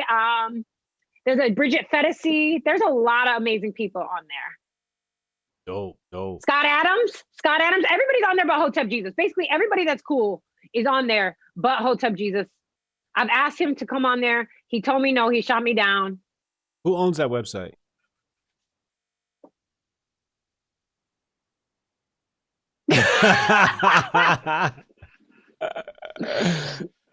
Yeah, exactly. But I don't know what the problem is. I don't either. No, I don't know what your problem is. I don't have a problem. Obviously, I'm on the site. It's his problem. It's not my problem. With what then? Okay, let's have this conversation. Hold on. I feel like my eyes water. Let's have this conversation. I'm sick of talking about me anyway. I mean, now. I don't want to, get too into it, but you just think he's a grifter, or what's the problem? No, it's not even that. It's just that, he wants to act like I don't exist, so I'm act like he doesn't exist. Okay, Hotep. And also, you got to understand. You're a very specific Hotep. You're a very specific brand. Right. And he, what do you want him to do that he hasn't done? I don't want him to do shit. You just want him to give you a platform? Okay, well then what's the problem? Just come on there and make some money. No. Fuck him. Right, well. Fuck him and his platform. I'm in tech, and I know how valuable my brand is. All right. So before I take my people over to a platform, I'll bring them to my own place. But I don't build up other tech platforms. I don't do that. Tech person, and I wanted to establish myself on a free speech, censorship free, because I knew what was coming this year with the election. I've been telling everybody, get on these free speech platforms, because let me tell you, when the mob comes for you and takes down the Hotep Jesus YouTube channel, you're going to come at me and say, you get what I'm saying? You see where this is going. I'll disappear. I still wouldn't go to local. I'll disappear. Okay. You know what I mean? I'll just completely just disappear. The thing is, I can. Hotep, you won't disappear. You're gonna come stay with me on the farm. Then I'll leech off of your YouTube account. It won't be leeching. It'll be ebony and ivory. Here you go. But me and Uncle Hotep, we know how to play code. You know what I mean? So they're No, I not. know. Listen, it's not a big deal. I'm just saying that is an option if folks want that free speech platform opportunity. That's another way to donate. That's why I even brought it up. So it's eliza.locals.com. And that's a great way where you can connect with me, ask me questions, talk to me. And no matter what happens, because Twitter has banned me. Uncle Hotep's Twitter's banned me. They Okay. Let's have the conversation, Uncle Hotep. Look, I think we should be friends. Uncle Hotep, she came in here earlier and she was like, yo, what's up, Uncle Hotep? How come we don't connect? Blah, blah, blah, blah. Sonny Johnson said the same thing the other night. What's up with Uncle Hotep? Uncle Hotep, can you tell us? Man, he be so picky. Cause he a superstar. Right. Uncle Hotep is like All right, Unc, that's fine. You keep ignoring me and I'll just keep. Uncle Hotep's a superstar, man. I just love it. I know, honestly, all jokes aside, I just love his take on stuff. Like, I know you kind of well, I guess, in considering. And but he's hilarious. And the way you two play off each other, the way that I fell in love with Hotep's Been Told You was that, clearly I see a barber. And because you can't get a fade like this anywhere else. And you can't get a crispy fade like this unless you see a barber. So and listening to Hotep's Been Told You sounds like I'm in the barbershop. Like, it's just like real talk. You know what I mean? And I love it. That's why I always like Hotep's Been Told You. But it was funny when I signed up for Twitter, there was a handful of folks that I wanted to follow right off the rip. Yeah. And you were like one of the ones I think I followed like the first day because I had seen you on Rogan. And I'm just naturally drawn to people that think outside the box, that move a little differently than I see everyone else moving. It doesn't mean that I agree with everyone on everything all the time, but I enjoy just different ways of thinking to me. And it does apply to me, to human trafficking and, the issues that I tackle is that when I surround myself with folks that think outside the box, I'm able to think outside the box with tackling this issue. Yeah. I'm not tackling it with the same energy does that make sense? Yeah, the chat's talking about your hair. Oh, what are they talking about? I already know the Hotep's probably been dragging my look the whole time. That's fine. Nah, they loving it. They said, Def Jules said her fade is putting me to shame. Uncle Hotep said, I'm out here woofing it. Her fade fresh. I'm sick. Yeah. It is crispy too. What else they said?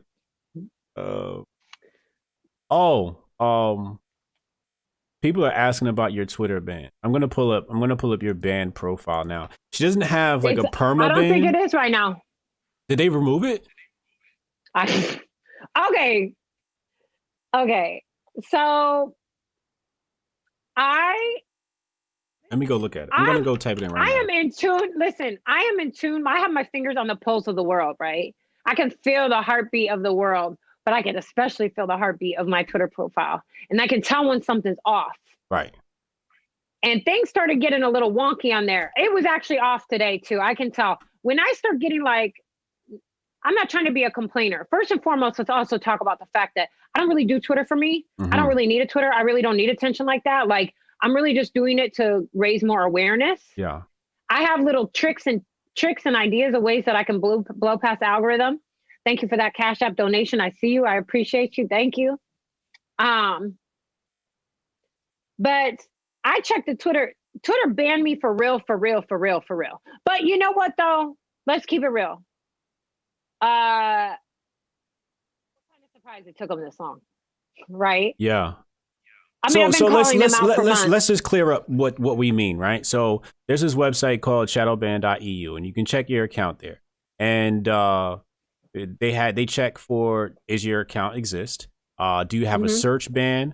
Do you have a search suggestion ban? Do you have a ghost ban? Let me read what a ghost ban is. It says this is what is referred to as conventional shadow ban or thread banning as well. It comprises a search ban, while threads are completely ripped apart by hiding reply tweets of the affected user to others. Everything will look perfectly normal to the affected user, but many others will not be able to see reply tweets of the affected user at all. Reasons for this ban include behavior like excessive tweeting or following. Again, this type of ban seems to be temporarily limited for no active accounts. Then it was no reply deboosting. And this is if Twitter's signals determine that an account might engage in harmful behavior. Is that one. And I believe they gave you a search ban and a search. They gave it all. Hotep, I sent you the day where they had them all on red. I'm gonna go to your profile because I know they're still there. But they released it No, now. They not. removed it They're now. not. I just did a check and because you've been on their ass. I was on reply deboost last night. Let me tell you one thing right now. I hope Twitter can learn this. When Twitter learns this, we'll all be a lot happier. Every time they try to do something that helped to hold me down, I've literally done nothing but grow and succeed. Yeah. Every single time Twitter has tried to censor me, ban me, just anything, is always work against them. Right. Maybe I can't tell you why. I don't know why, but I know every single time Twitter has tried their shenanigans and their nonsense on my Twitter profile, it has definitely worked against them. Not lightly. Right. It's worked against them in a horrible way. Yeah. And it's just a bad look, to be brutally honest, because people that follow me know that I pretty much, like, I don't cuss people out. I don't call people names. I'm not Mother Teresa, but like, I don't call people names. I don't cuss on Twitter. I don't say negative things. You know, I'm a little spicy, but like, I'm not, you know what I mean? I mean, compared to your average New York Times journalist, I look like I have a completely full deck of cards upstairs. Like, you know what I mean? Yeah. Like, a lot of times when I get on Twitter, I'm like, how come I have the most makeup on Twitter, but I'm like the least clown in this room? Yeah. That's how I feel on Twitter. Like, so why they would deboost and deplatform me, I don't know. But trust me, it's never worked in anybody's favor. Do you know, this is hilarious. Do you know I never knew who Alex Jones was? Oh, shout out. Thank you for that Cash App. I appreciate it. Well, people are loving it now because I'm talking crazy. No, but I never know. I would have never known. I would have never known who Alex Jones. Okay, so keep in mind, I was not on Twitter until the last 10 months. I've only been on Twitter for 10 months. So before 10 months, I got all my news from like podcasts. Okay. Does that make sense? Yeah, absolutely. So my mind was very free. I was not constrained by the same Twitter mind. So my mind was free. I had already made my own decisions. And the cool thing about learning the ropes, I guess, in the podcast space is that I kind of picked and choose which podcasts I was listening to. And I was choosing diverse podcasts. So I got a big, vivid picture of what was really going on. All right.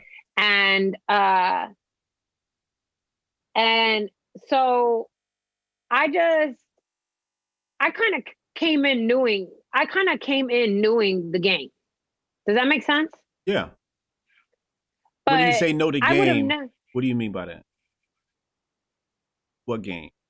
I know that they wouldn't like my type around Twitter. I got you. Yeah. Because I just have a misfit spirit. I'm too much of a free thinker. I say what's on my mind, but I can say it in a nice way where I'm not being disrespectful or belittling people. Yeah. So, and I also too am open to hearing diverse ideas, diverse opinions. And I also too will hold my ground, but do it in a respectful way. Right. And that's not the type of profile Twitter wants around. But what I was trying to say was I had never heard of all these folks that have been banned. Like literally, if they hadn't banned them, you want to talk about the Streisand effect. Everybody that was banned, then I paid attention to them. And then I like listened to their podcast and I was like, well, let me see what these racist, sexist, bigot, homophobes are really talking about. And then you started getting into the Alex Jones content? I mean, I'll say this. I absolutely love Alex Jones for the fact he's an amazing entertainer. His energy, I pray every night for like half the energy that Alex Jones has. Yeah, his energy is you know what amazing. I mean? Like, yeah. like, dude, he's like, he's so extra, right? Yeah. Like, I couldn't do it. He makes me look calm. I couldn't do it. He's just got that. He's got like, some people are born entertainers. Right. Right. And he has that special gene that makes him a very special entertainer. My only thing with Alex Jones is I respect him for the brand that he's built. I love the platform that he's given to like you. You know, I think that's awesome. My only thing is I want to sit down and talk with Alex about like statistics and data as far as human trafficking go, because, and I know I'm probably going to get dragged for this, and guess me how much I really don't care. But I mean, for years, Paul Joseph Watson and Alex Jones were the only ones that were talking about human trafficking, the only ones talking about Epstein Island, the only ones. Yeah. The only ones talking about human trafficking, child sex trafficking, which is just one portion of human trafficking. But so there is something to that. So my conversation with Alex is just, I just want to make sure that that we keep it like facts, data, statistics, and that we always put survivors first. And he has a way of sensationalizing, and he has a way of sensationalizing something that I think if that energy was harnessed into a way that was survivor focused and survivor centered, could be really powerful. Because he does have a big platform and he does have a big voice. But like when he's screaming about like whatever he's screaming about at that moment, but like satanic pedophile ring, like I'm like, okay, that's cool, bro, but we gotta like let's just keep it to the facts. But if it wasn't for him, Paul Joseph Watson, Cernovich, a lot of these people have been talking about this situation. Yeah. So people can say whatever they want to about them, but at least somebody was talking about it. Alex Jones was talking about human trafficking when I was being trafficked in public. Right. I feel like, think about that. I don't want to defend Alex Jones here, but I'm going to defend Alex Jones. I just feel like, everybody has like their purpose, right? And what they're good at, right? So Alex Jones is going to raise awareness. He might sensationalize a bit, but he gets the conversation started, and then that's where you fit into the next piece of the puzzle. So it's like you might start with Alex Jones, but Eliza's next in that funnel. And there's no problem. Listen, the thing is, like, there's a difference between entertainment and reality, right? Yeah. The problem is, and this is where I draw the line. Listen, I have no problem with Alex Jones. Anybody that knows me knows, like, I've got no problem with Alex Jones. But this is the deal. My primary focus is on making sure as many folks get the opportunity to be free as humanly possible. If survivors are not stepping forward because they don't think that they were trafficked by a satanic pedophile ring, that's a problem. That's a problem. So if a 40-year-old crackhead that's being trafficked for their drug addiction doesn't step forward because they weren't trafficked by a satanic pedophile ring because that's all they're hearing about, that's a problem.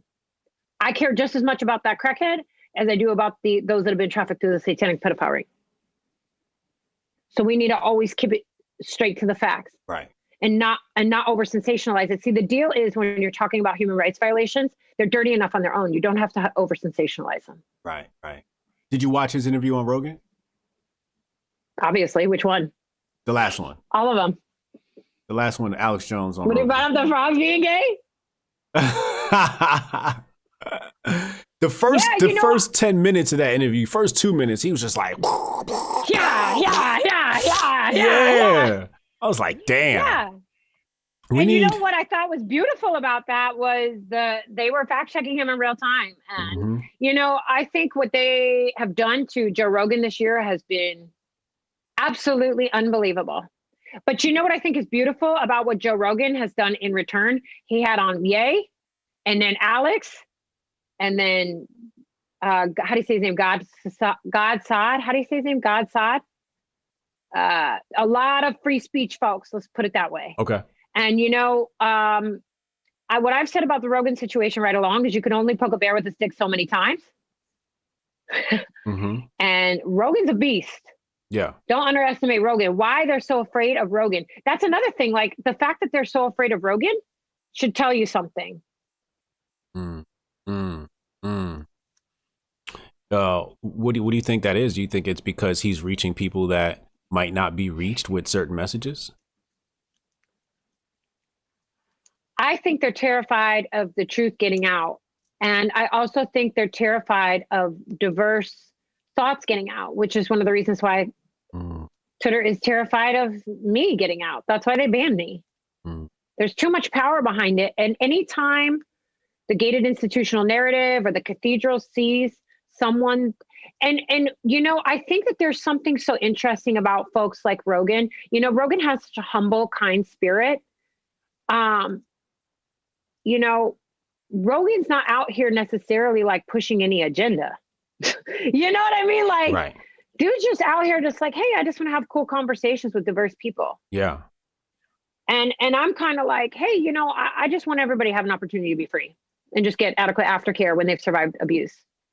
Yeah. Yeah. But they're scared of people with that type of energy because we don't toe the line. Okay. And we don't follow the flight plan. Mm. Can we talk? Sorry, go ahead. No, go ahead. They thought what? They thought they were going to be able to bully Rogan into towing the line. It's like, okay. I mean, he's the greatest podcaster of all time. Yeah. It's they like tried it. Everybody's like, oh, we're going to leave Spotify. Bye.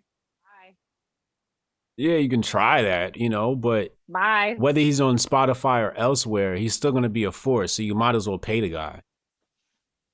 Well, how about this? How about you quit bringing it up and let the market decide? Right. How about you not ban Eliza Bleu, see what she can do, and if she's not speaking about facts, let the people decide. Right. They don't want that. They don't want freedom. No, they don't want that. They don't want the problems because they know. Let's talk about your day-to-day work. Right? We were talking about your credentials earlier that I failed to. Dang, Hotep, you gonna do me like that? You got me thinking about that. Like none of my guests I've added credentials. I kind of intro them in my own unique way. And I'm like, should I stick to the format like other people do where they mention people's credentials? Like, oh, PhD and this and that. I feel that's some cracker shit. I do things my way on my channel. We'll get you your credentials somewhere during the interview. But I like to intro people in a more emotional way and not so scientific. You know what I mean? Oh, you want to get emotional with me, Hotep? Let's get emotional. Let's get emotional together. Oh. What's on your mind? Well, how you doing?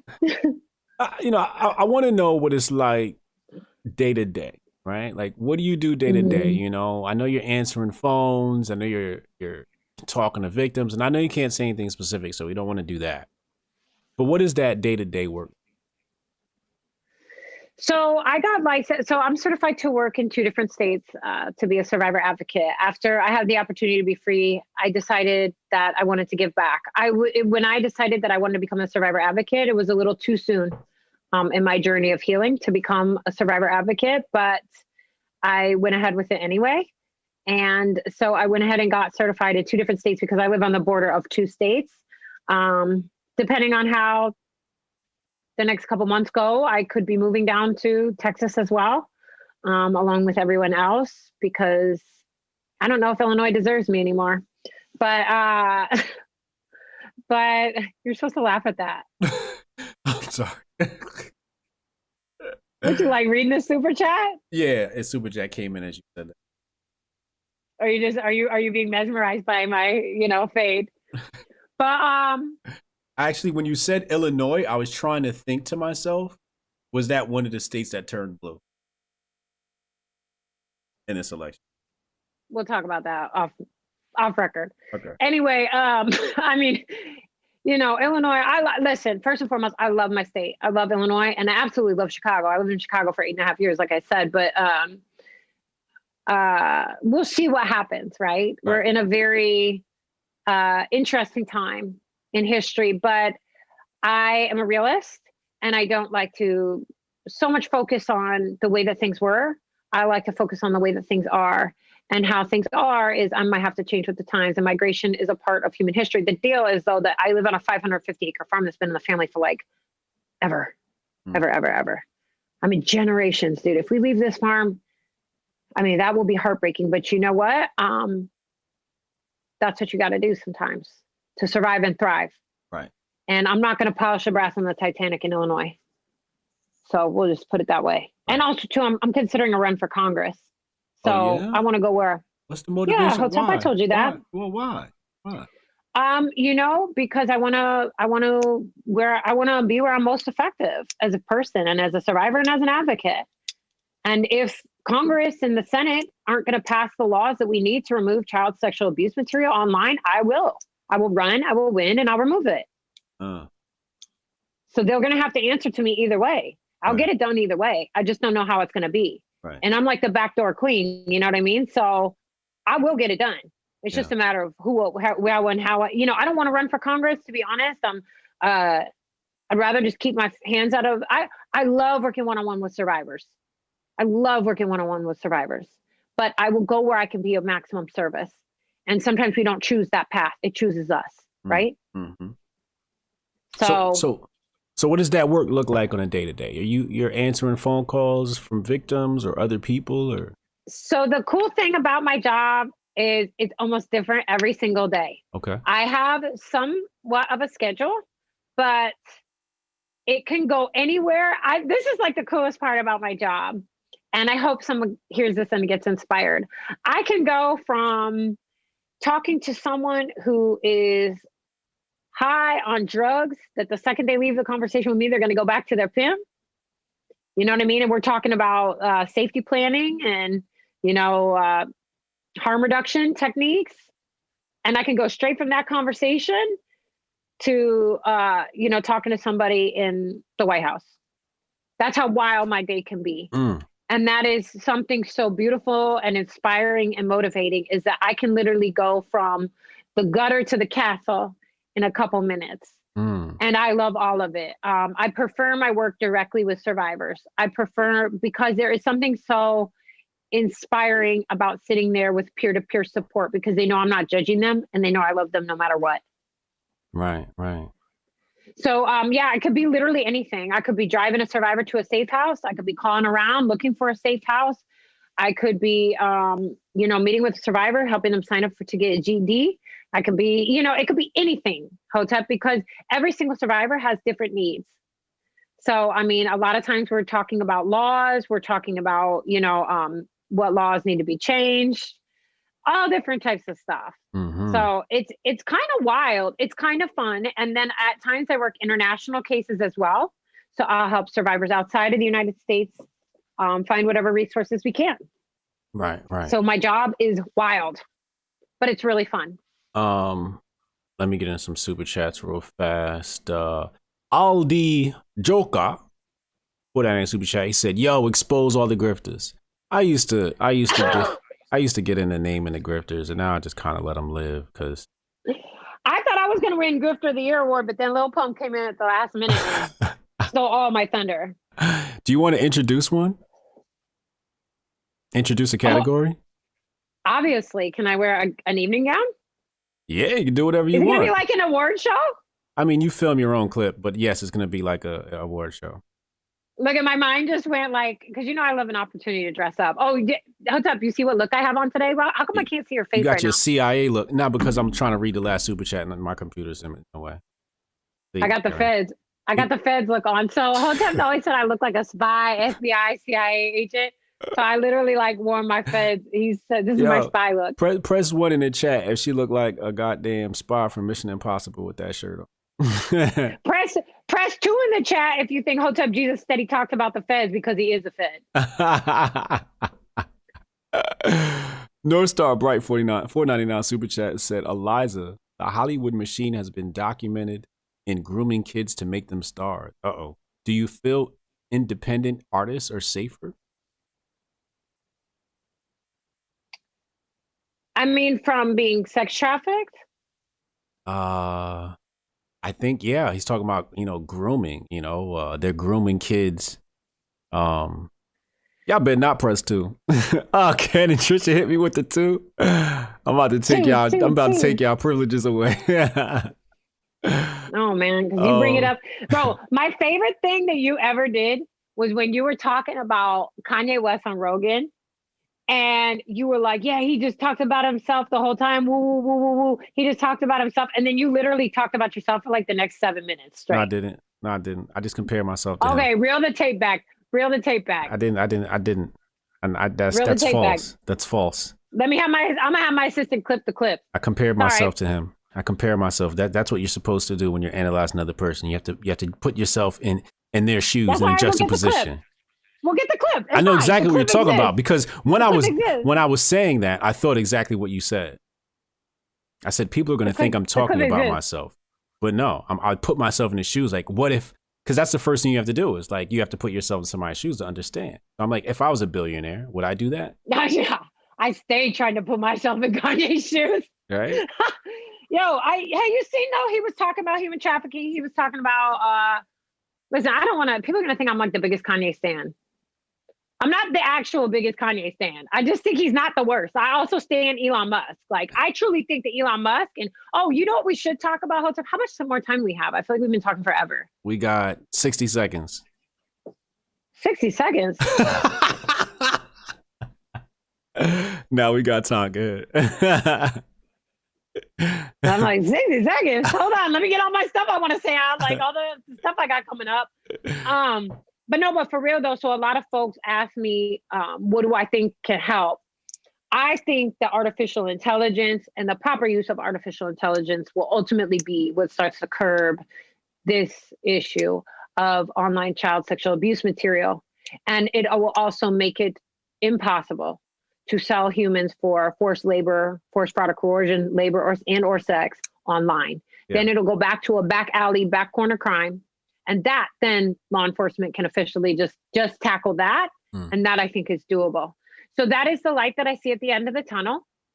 I also feel like conversations like these just put the ideas in people's head. Like, hey, this is a way that I need to educate my own children. These are the ways we need to educate the youth. Folks in the faith-based community, Hotep community, everybody community. We need to talk about our youth. We need to talk to our youth about this. Indeed. Yeah, homie, we're going to circle back to that question, right? So let me just answer it for you. Are independent artists safer? I think you answered your question. If you're independent of Hollywood, obviously you're safer, right? So, but I think the bigger discussion is talking about Hollywood and grooming people, because it's a big topic. It's a big discussion and people have come forward. Are you familiar with some of the people that have come forward? Like with Me Too or Weinstein case? Yeah, like Weinstein's the big one. Yeah. Or R. Kelly? Well, R. Kelly's not technically Hollywood, right? He's more... On what planet? What are you talking about? Not technically Hollywood? I believe I can fly. That's the music industry. That's as Hollywood as it gets. No, not Hollywood in that sense. Hollywood as in Hollywood, the film industry owned by the big conglomerates. R. Kelly's not a big conglomerate. R. Kelly went down so the big conglomerates wouldn't. Okay, well, we could split hairs all day or we could talk about whatever we came here to talk about. Talking about Hollywood. Let's talk about Hollywood. We're going to leave R. Kelly alone. Hollywood. We're going to talk about Hollywood. Okay. And those motherfuckers with mad power. We're going to leave. Y'all not going to drag R. Kelly on my goddamn channel. Clearly, that's a touchy subject, so we'll leave that where it is. Clearly. No, okay, I just hate when people try to connect it to like on the Epstein doc and they threw Chris Tucker in there. I'm like, how the fuck y'all throw Chris Tucker in this whole shit? You know what I mean? Because listen. First and foremost, there's been a lot of grimy stuff that's been going on forever. A lot of adults have been letting a lot of things slide and nobody's saying anything. And at the end of the day, it always comes down to money, fame, and power. Right. That's it. Right. Whether it's a child that lives in an impoverished area, rural or urban area that's getting $200 for a massage, or someone who's famous who's getting a comeuppance because they do whatever. Another actress not letting another actress know that if they go hang out with so-and-so in a hotel room, they're probably going to be sexually assaulted. I mean, we all play a role in this, right? And nobody's, I don't try to put myself in a better position than anybody else. I mean, right now I'm live streaming with you on an iPhone. You all know what the deal is with iPhone. Yeah. Right. With Apple and them using the slave labor. Right. So I don't try to put myself on a bigger, higher moral ground. No, I don't know anyone that's accused anyone in Hollywood. And I would love to sit down and have a conversation with Alyssa Milano. I think she's single-handedly set the survivor space back about 10 years. but I'd be willing to have that conversation. Why you say that? Well, I mean, first of all, I'd like to know what I think that the Me Too movement was started to empower, but it bothers me that it was co-opted for political purposes. Under no circumstances should survivors of sexual assault ever be used as a political grift. Ever. Under no circumstances should you ask survivors of sexual assault, domestic violence, or human trafficking to step forward without providing them adequate aftercare. Ever. Right. Ever. Yeah. Why would you ever do that? So I would love to have that conversation. Maybe I'm reading it wrong. And I would love to have that conversation.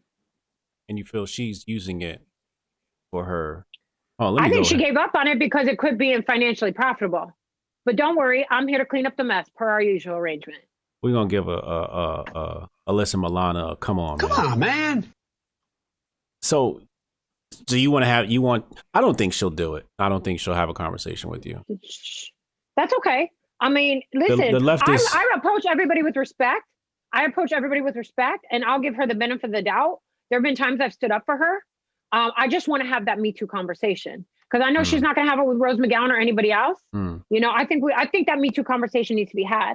Now, that being said, I think that a lot of good things have happened from Me Too, but now I'm scared that as women, because I am a woman, that now, you know, if a man goes on a date with me, he feels like he's got to, not me, but like, thinks that we're going to cry something that, you know, I don't know, man. It just made it a mess. Yeah. And it just made it a mess. I don't like the way that went down. And, you know, this is the thing. People were out here on some believe all survivors until it was politically inconvenient. Do you believe that? You know, the slogan? So, yeah, actually, that's a really good question, Hotep. And this is my answer. So as an advocate, I believe all survivors. Right. So as an advocate, I believe all survivors. If you, Hotep Jesus, are a survivor of human trafficking, sexual assault, domestic violence, and if you come to me and you say, my face is green, I believe you. If you say my head is growing a third eye, and I believe you. You get what I'm saying? If you tell me I was, you know, whatever, I believe you. No matter what you say, I believe you. A big reason why survivors of these crimes don't step forward is because they think they won't be believed. But part of being a survivor advocate is explaining to every survivor what due process looks like. So I believe in due process. I very much believe in due process. That stops you, Hotep Jesus, from accusing me of stealing something from you and me going to jail without having that due process. Or like if you and I, Hotep Jesus, went on a date, then if I accuse you of something, instead of you just going away forever, you get your due process. You get your day in court. But as a survivor advocate, I believe all survivors, but also it's my job to explain to every survivor that due process is very important. And it plays a role. So here's where I have a problem. I want to say last year it came out. Amanda Seals accused, I believe his name was Myron Roll, of sexual harassment and potentially sexual abuse. And then she later came out and admitted that she lied about that. It's a false accusation. And this happens a lot. How doesn't that detract from people like real victims? I don't know any specifics about that case, so I'd have to look more into it. Have there been false accusations? Absolutely. Have there been times where survivors haven't been believed? Absolutely. I believe it makes the case worse, right? Like, so, you know, we want to believe all survivors, and then you have this false accusation, which makes it harder on survivors to get the attention they need. An advocate will believe all survivors, and then we work from that starting point on healing and the rest of your journey, right? Right. But like out in the public space, due process is very important. Yeah. You know, due process is very, very, very important. Right. And that stops us from being able to just run around and accuse each other of whatever, whenever. Yeah. So an advocate believes all survivors. Okay. But we don't just go out and accuse people of doing things. That can ruin folks' lives, and false accusations have led to suicide on the part of the abuse. I mean, this is very serious game we're playing here. I don't even know why. Like, once again, it's like one of these things like, why are we even talking about this? Like, why is this even a thing? That's the most egregious. For someone to forcibly take sex from someone is probably one of the most egregious acts you could ever do. I mean, literally, I can't think of too many more, right? Absolutely. To accuse someone of the most egregious act is pretty serious business. Yes. But I also put into play that there are folks that deal with mental health issues and other things of that nature. Right. Right. Does that make sense, Hotep? Absolutely. I think, you know, I'm glad we're having this conversation because a lot of these things are getting cleared up. Like I said before, it's documented. This is in a time capsule now, and people in the future. By the way, I'm just one opinion. I'm just one opinion. There's a lot of survivors out there with a lot of different opinions. So I'm just one opinion. So if you don't like my opinion, you could go find a different survivor. And there's plenty out there. Yep. Yeah, if you don't like her style. Cassius Cam said things I'd like to listen over Alyssa Milano's podcast, Lizzo twerking, Alex Jones sex tape, Gilbert Godfrey sing lullabies, and Nick Cannon diss track. That's fucking hilarious. So what did we miss from this conversation that we need to cover? Because I'm sure, you know, I missed something. Did I miss anything, or did I cover? We talked. Well, we can definitely have another conversation. Hotep, this doesn't need to be you know what I mean? It doesn't need to be like a one-time thing. I just think that it's important for folks to know that slavery still exists. Yeah. Above and beyond everything else. You know, slavery is a hot topic. Folks like to think of it as just being something from the past, something that doesn't happen in the United States. I mean, there are slaves in the United States still.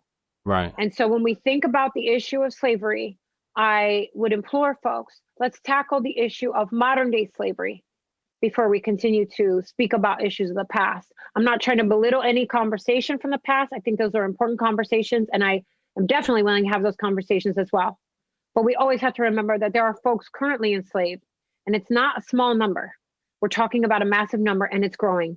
I think some other just really important things really quickly is that during the COVID-19 lockdowns, we've seen record high, 40% increase in 1 month for the human trafficking hotline. That's the calls for the human trafficking hotline. The sexual assault hotline, RAIN, has seen, so they've been around well over 20 years, I believe. I don't want to missay it. I think over 25 years, or right at the 25-year mark. I forget how long they've been around. They've seen unprecedented numbers. The 25-year they've seen the highest number of calls to the sexual abuse hotline of all time, the highest number of calls from children.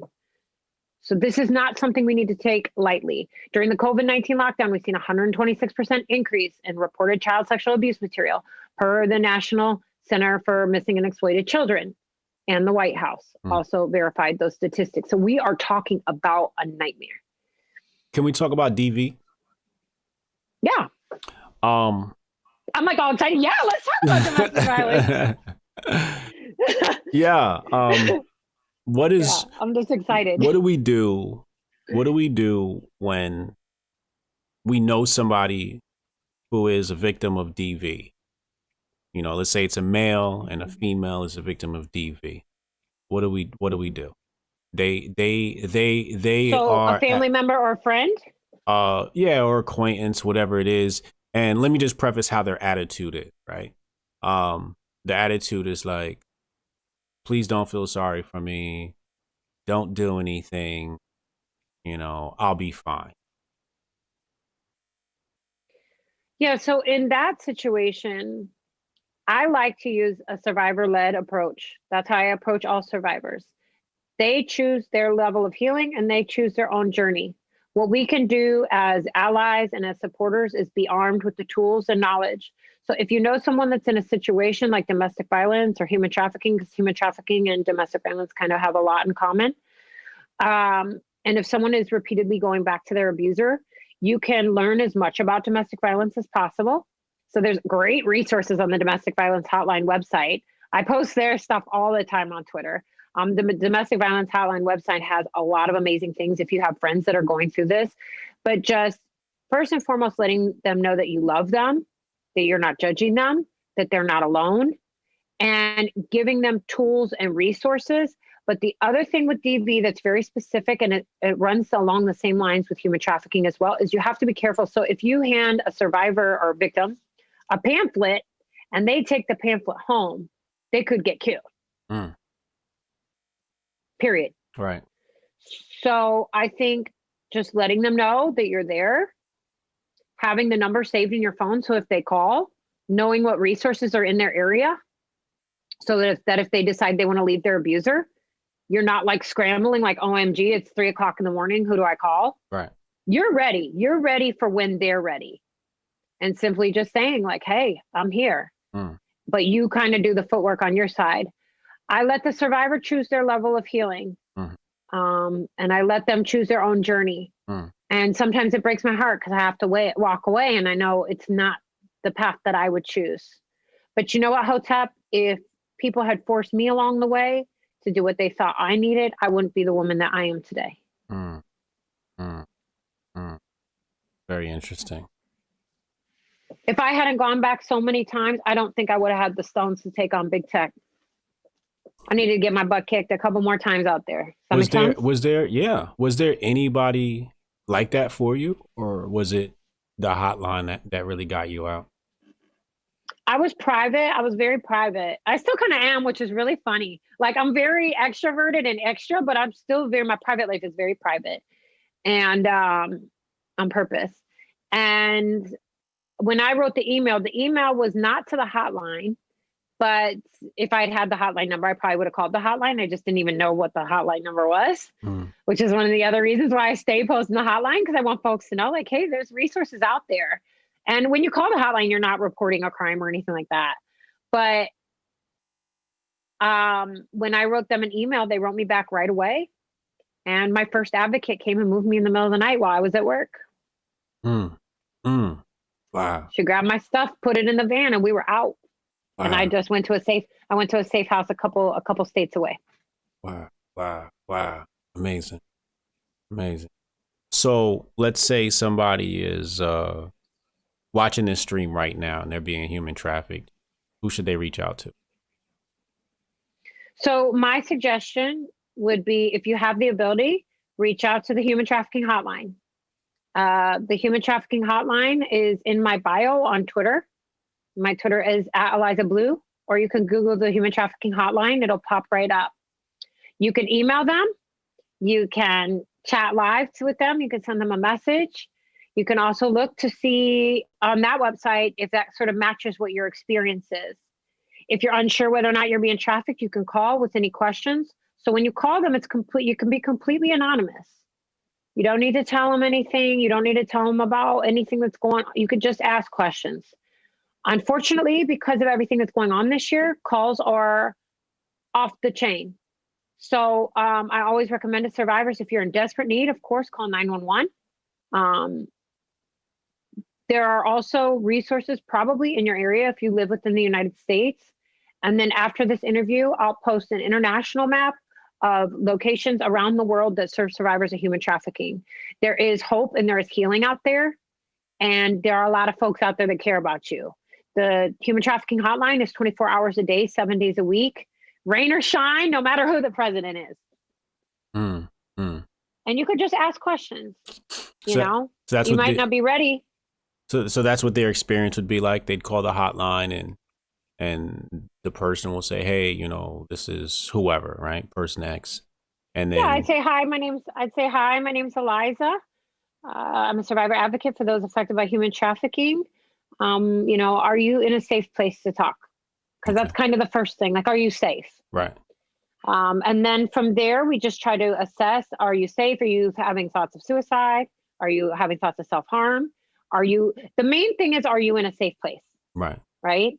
Like, is your abuser coming home in 5 minutes? And do we need to get someone, you know what I mean? Is this like, do we have like 2 seconds? Is like the main question. Right. And then from there, they can ask you, you know, hey, what's going on? You can ask them questions about like, hey, I'm not sure if this is trafficking. Also, the cool thing about the human trafficking hotline is it offers 200 plus languages.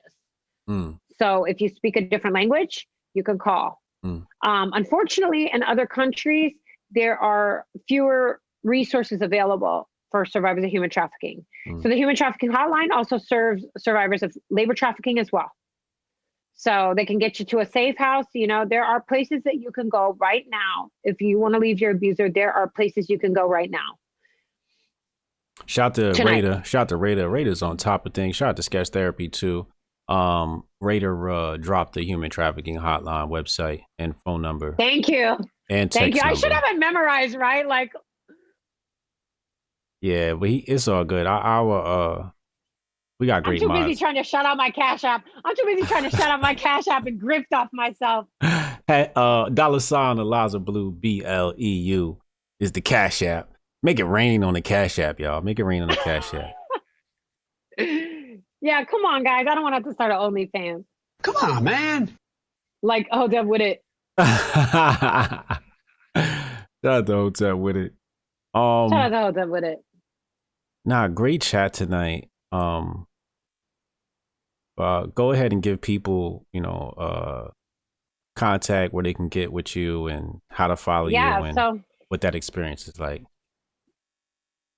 what that experience is like, that's so weird. What do you mean? I'm in marketing. I'm in marketing. For us, everything is an experience. Hotep, why don't you tell them what following me the experience is like? I would say you probably have a better idea than I do. It's like watching Jack Dorsey get put in a headlock and beat over and over again.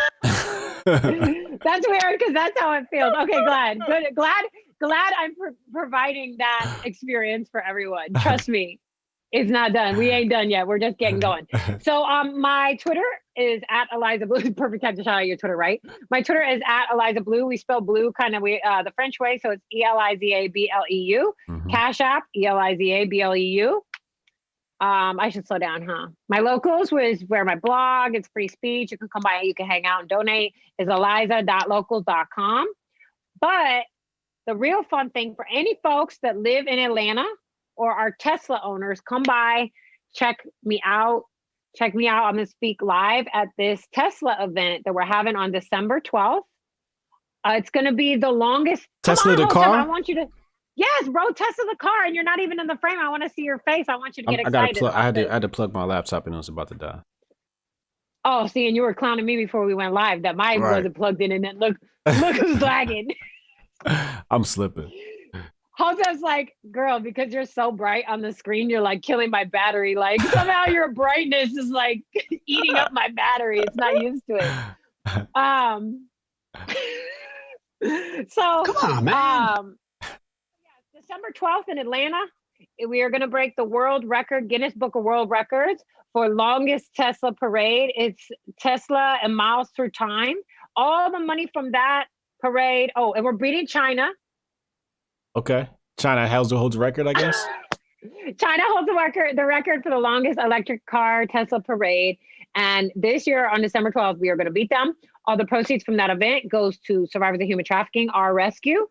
And yeah, man, it's gonna be an amazing event. I think I'm the keynote speaker there. So that'll be really fun. How does Tesla relate to all of this, or is he just supportive? So when Miles Through Time and Tesla decided to do this event, they didn't want to do it for nothing. Right. So it was a situation, human trafficking. You know, Atlanta has a rough time with human trafficking. Okay.